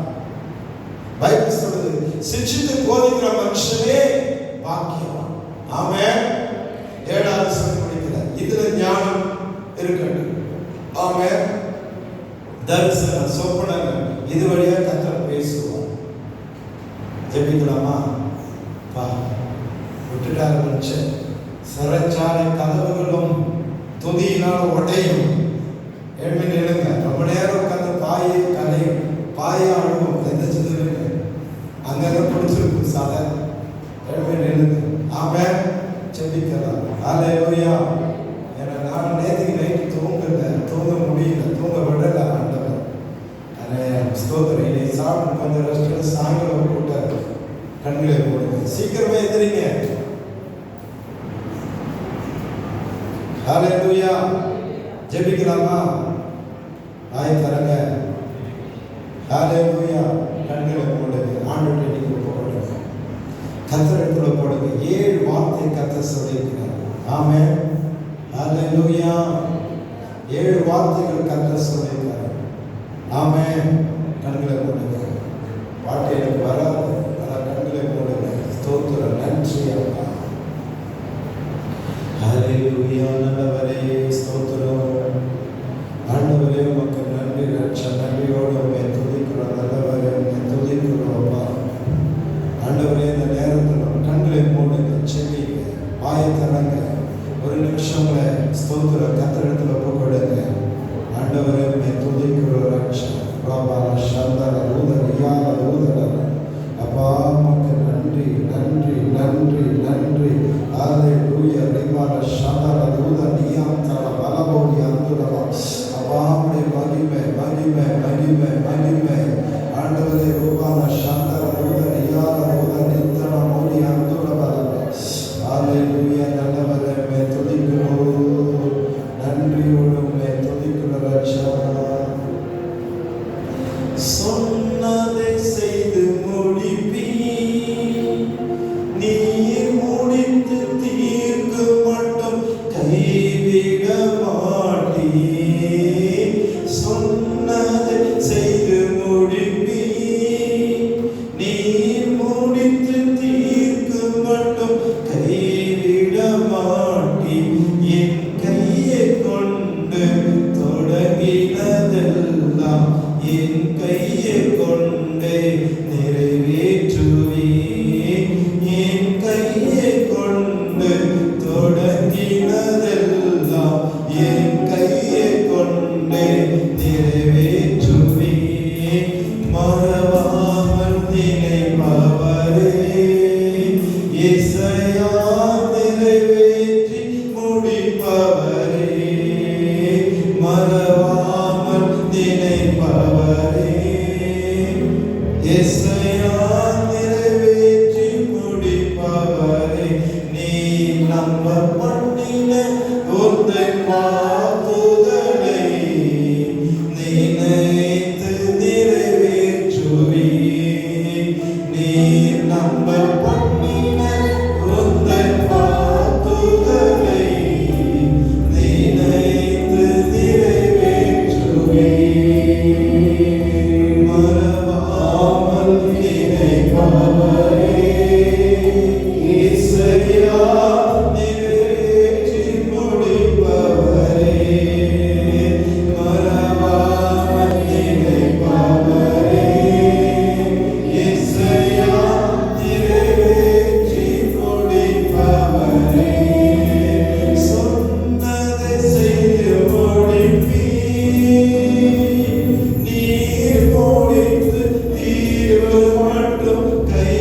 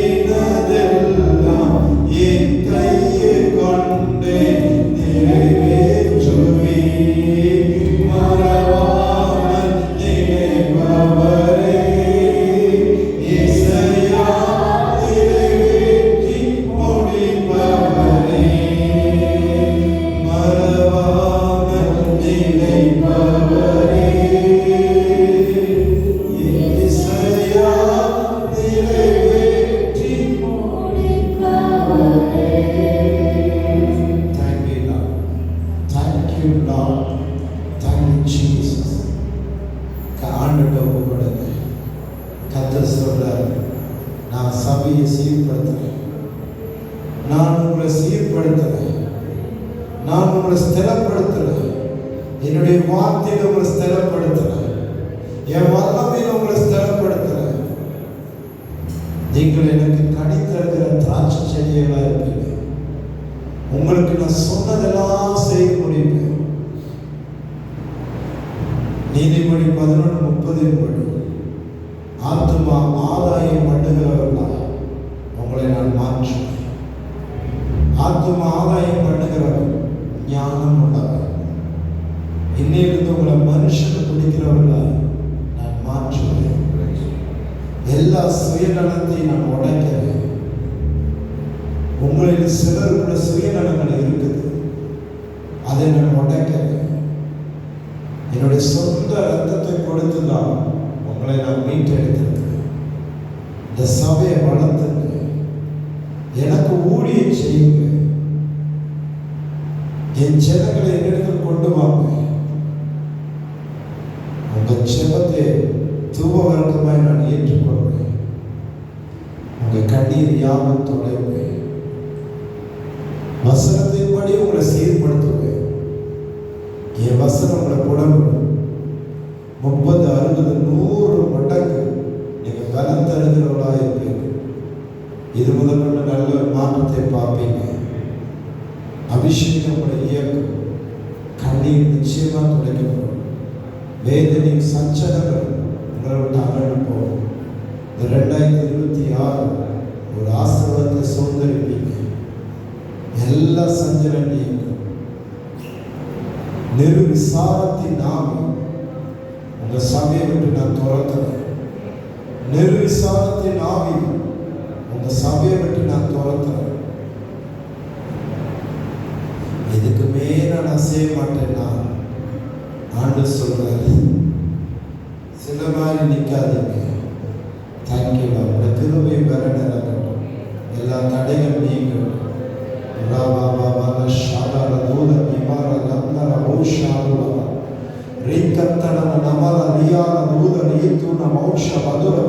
வாய்களை திறந்து நல்ல ஸ்தோத்திரம் பண்ணுங்க. வாய்களை திறந்து நல்ல துதிங்க. வாய்களை திறந்து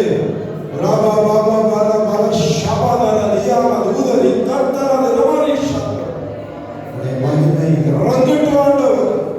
இந்த சபை மறுபமாகட்டும். இந்த சபை மறுபமாகட்டும். இந்த சபையில் ஒரு மாற்றம், ஒரு சேஞ்சஸ், எல்லாருடைய கேரக்டரும் மாறட்டும். உமக்கு ஊழியம் செய்யட்டும்.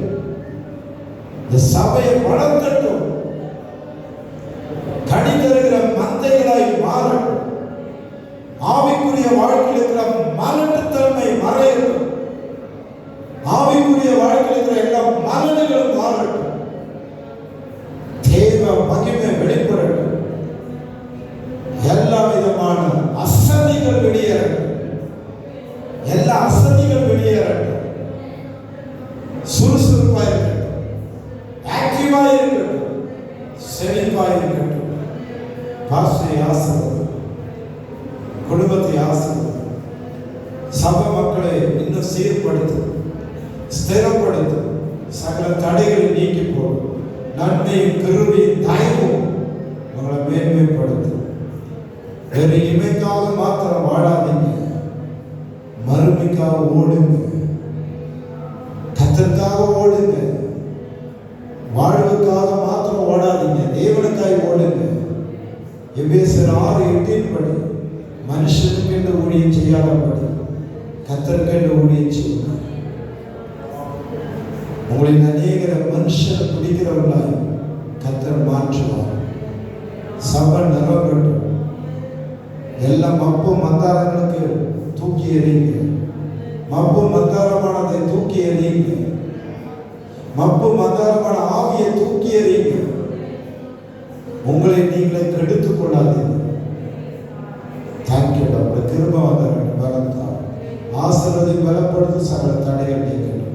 இயேசுவின் நாமத்தில் ஆமென். Praise the Lord. ஹalleluya. அப்படியே உட்காருவோம். ஹalleluya. பொறுமையாக இருந்து கர்த்தருடைய வார்த்தைகளை நாம் கேட்டிருக்கிறோம். இருக்கிறோம். நமக்கு எல்லாருக்கும் பிரயோஜனம். இன்னைக்கு ஒரு நாள் தான் உங்களுக்காக ஒரு சின்ன கேக்கு ஒரு ஜூஸ் ஆயத்தமாக இருக்கிறது.